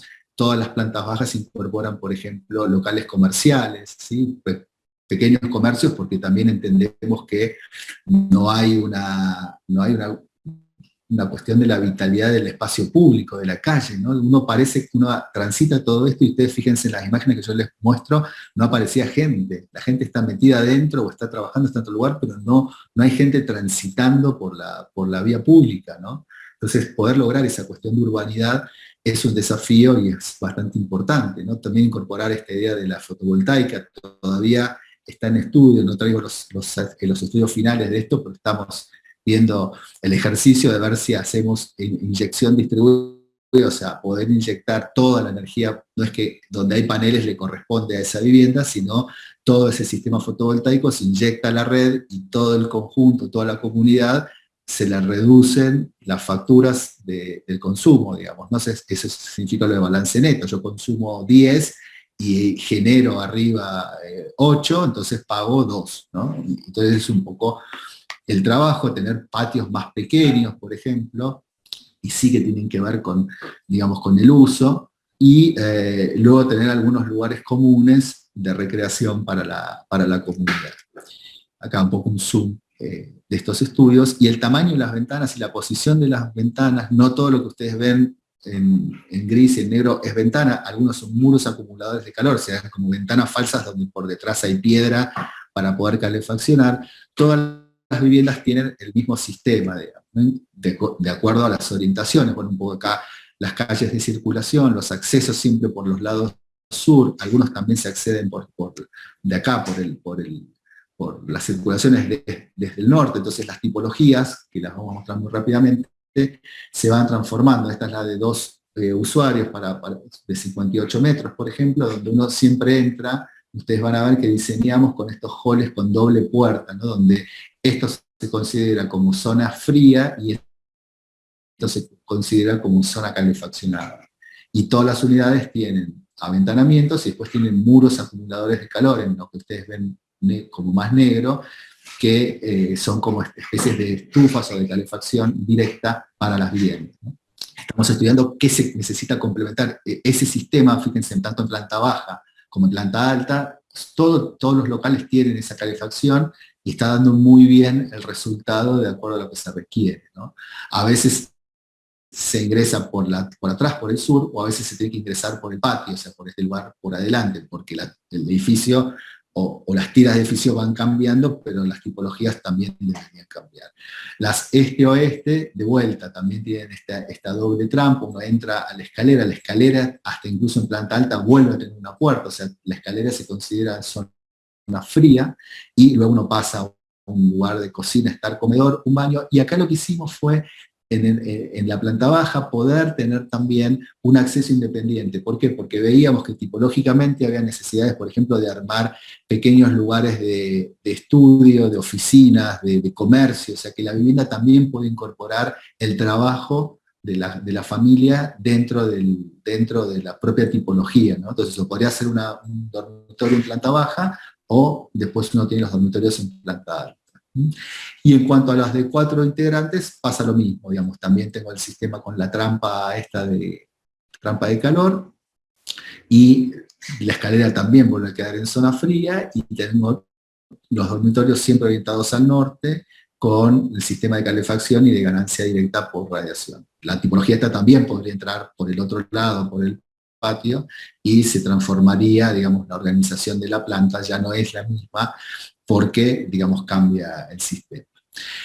En el estudio de las ganancias pasivas, ustedes ven abajo, ¿no?, la ganancia directa o la ganancia indirecta por los muros acumuladores de calor. Acá hicimos un estudio, una simulación, con SketchUp y con Lumion, donde, por ejemplo, para verano, de acuerdo a la posición del sol, vemos que no hay una ganancia directa, o sea que al mediodía, por ejemplo, la radiación no entra, es muy fuerte la radiación en el verano, mientras que en primavera ya permite entrar un poquitito y en invierno ya entra como hasta la mitad de la planta, ¿no? Eso significa que aprovechamos la ganancia directa para calefaccionar en el momento que necesitamos. También trabajamos con un software SolarAR, digamos, análisis, la versión 6.2, en donde empezamos a trabajar las máscaras de sombra, ¿no? A través digamos, ponemos las aberturas con las condicionantes, y ahí empezamos a ver, digamos, cuáles son las horas de ingreso solar, por ejemplo, ¿no? En qué momento, de acuerdo a la orientación y de acuerdo al tamaño, incluso hasta las obstrucciones que se van generando de los muros linderos. Por eso yo decía que en el proyecto que veíamos, se acuerdan antes del IPB, donde, digamos, se planteaban posibles crecimientos, pero uno tiene que tener en cuenta el crecimiento, porque en algún momento lo que yo tenía en cuenta para calefaccionar de manera directa o de manera indirecta, si alguien me construye algo que no estaba previsto, empiezo a tener obstrucciones, ¿no? Entonces este sistema de estos software de máscaras también nos sirven para ello. Estas son las de este también, por ejemplo, ¿no? Sabemos a partir de ahora. Fíjense, digamos que estas que están al este, también tienen que tener en cuenta que estamos en un lugar de montaña, entonces el sol tiene que atravesar la montaña y recién ahí va a empezar a impactar la radiación sobre los edificios. Por eso que hay que también poner las coordenadas reales de todo esto. No es una simulación simple en SketchUp, por ejemplo, donde uno puede trabajar con el asoleamiento, sino que tiene que geolocalizarlo y también, digamos, ponerlo en la topografía, porque eso es un dato importante. Ya queda como muy poco en términos de envolventes. Empezamos a trabajar en los sistemas constructivos, ¿no? Estos son los sistemas tradicionales que uno encuentra, y estos son los sistemas que nosotros propusimos con todas las capas y todos los materiales, que eso después lo pusimos en un software, y tomamos valores admisibles, tanto en la norma IREM, que es la nacional, como en la norma, digamos, de etiquetas de prestación energética, para retardo y para amortiguamiento admisible. Y acá tomamos la Guía Nacional de Certificación de Edificios del Ministerio de Medio Ambiente de Protección del Territorio del Mar de Italia. Es una norma bastante criteriosa, europea, que también nos sirve para comparar nuestras propias normas, ¿no? Entonces pusimos los muros como se construye en el sitio, o sea que ninguno de estos son, digamos, no verifican. La norma de Italia, digamos, es un poco más benévola, entonces pone, bueno, que es suficiente. Mientras que los muros que nosotros utilizamos con todos los sistemas de aislaciones en las envolventes, uno dio como muy recomendable, otro dio el mínimo, o sea, hay un estándar, ¿no? A, B o C, el A es el mejor, el C es el mínimo, bueno, todo esto dio B, y obviamente la norma italiana da óptimo o medio, digamos, ¿no? O sea que realmente logramos tener eso. Lo mismo pasa con los techos, no lo voy a mostrar. Y finalmente tenemos el tema de la vegetación, ¿no? La vegetación como una manera de empezar a incorporar, digamos, el espacio público, ¿no? Acá las dos especies que se dan bien es el álamo piramidal y el olmo, y fíjense un poco algunas fotos como del contexto, y después en el Parque Nuevo lo que cuesta que estos árboles crezcan. Fíjense, ya se proyectan los árboles con unos contenedores metálicos justamente por el viento, y en invierno ni siquiera eso es suficiente, y se los envuelve con los pastizales altos que vemos acá en el río, por ejemplo, se los envuelve porque si no los árboles se congelan, porque todavía son muy pequeños. Entonces, para que ustedes vean, cuando uno dice en un proyecto, ¿no? Alegremente ponen un render vegetación, y dice, bueno, la vegetación urbana hace a la calidad, bueno, está muy bien eso, pero en la realidad lo que cuesta, fíjense acá, con palets de madera también, proteger los árboles, o sea, es muy difícil tener un espacio verde, público, que tampoco nadie lo cuida, y tener vegetación. La vegetación también controla el polvo, los vientos, o sea, es una aliciente. Entonces, para finalizar, como conclusiones y lecciones aprendidas, bueno, planteamos mejorar las condiciones de confort del hábitat y reducir los consumos energéticos en la vivienda, ¿no? Eso es como vital. La importancia del estudio de los antecedentes y los proyectos prototipo con encuestas a usuarios, ¿no? Esta idea de proyectar, construir y verificar. Tuvimos un año relevando proyectos por la provincia y viendo las buenas prácticas constructivas bioclimáticas, y recién nos sentamos a proyectar nosotros. Y al momento de proyectar y diseñar hay que estudiar el contexto, la cultura, las posibilidades de los recursos disponibles, o sea, no podemos hacer un copy-paste de tecnologías, de proyectos, de barrios, si no sabemos para quién van dirigidas, qué necesidades reales tienen, con qué materiales se encuentran en el sitio, cuál es su realidad económica. Por otro lado, aplicamos metodologías y estrategias para la verificación de estas decisiones proyectadas basadas en métodos científicos, sin simulaciones. Todos estos software que nosotros vemos y que mostramos, bueno, son herramientas que tenemos a cotidiano como para ir viendo si esas decisiones que vamos pensando son las adecuadas para proponer todo esto. Diseñar con políticas sociales, ambientales y programas flexibles adaptados en el tiempo, o sea, no solamente trabajar con normas, sino trabajar con el contexto político, qué está pensando el gobierno, qué puede desarrollar y qué podemos aportar nosotros desde la academia y desde la investigación, y esta idea de los programas flexibles, o sea, estas viviendas hoy son para un usuario, para, digamos, para una familia que tiene escasos recursos, pero todo el mundo tiene su WhatsApp, su teléfono, y los niños, digamos, se crían en un ambiente obviamente totalmente distinto a lo urbano, pero tienen que poder acceder a los bienes esenciales, a la cultura, a la educación. Entonces, cómo la vivienda también impacta en el tiempo. Y por último, bueno, los invito a acompañarnos en este proceso de diseño bioclimático a todos los actores interesados que se deseen sumar, ¿no? Tanto los que trabajamos acá desde Argentina, y ustedes que están, algunos y muchos en México, escuchando esta presentación. Así que bueno, les agradezco su tiempo y muchas gracias.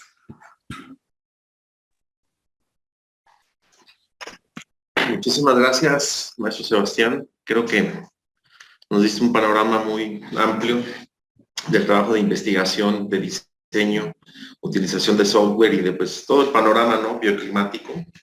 Fíjate que coincidimos en muchas cuestiones. Tenemos de manera paralela software, incluso también de investigación, tanto de gobierno como de instituciones educativas. Y fíjate que sería hasta a lo mejor importante, a lo mejor un día hacer un cruce de información entre la normatividad que manejan ustedes, la que manejamos nosotros, y aunado pues al clima de consulta, ¿no?, que da como situaciones así de manera general. Quiero agradecer la participación de ustedes, y bueno, quien nos acompaña aquí, que nos está siguiendo en esta plática, en esta charla mutua, pues quisiera ver si tienen alguna duda, algún comentario, alguna situación que quisieran expresar. Con todo gusto estamos aquí al pendiente. Por ahí veo algunos colegas, amigos que por ahí están, y pues bueno, pues es un placer saludarles. Doctor, adelante, le cedo la palabra. Muchas gracias. Pues me uno a la felicitación y el agradecimiento, estimado maestro Sebastián, doctor Francisco. Muchísimas gracias por este panorama tan amplio que nos regalan sobre algo que se convierte en una necesidad. Ser amigables con el ambiente y aprovechar estas cuestiones para diseñar de una manera más inteligente. Pues a nombre de la Universidad Vasco de Quiroga, la coordinación de posgrados, otorgamos este pequeño pero sincero agradecimiento y reconocimiento al maestro Sebastián Miguel por esta excelente conferencia que nos acaba de impartir, así también al doctor Francisco Amante, por la misma razón, esta excelente conferencia que nos acaba de impartir. Y pues estamos ahorita, si gustan hacer alguna pregunta, algún comentario, pues ese es el momento de realizarlo.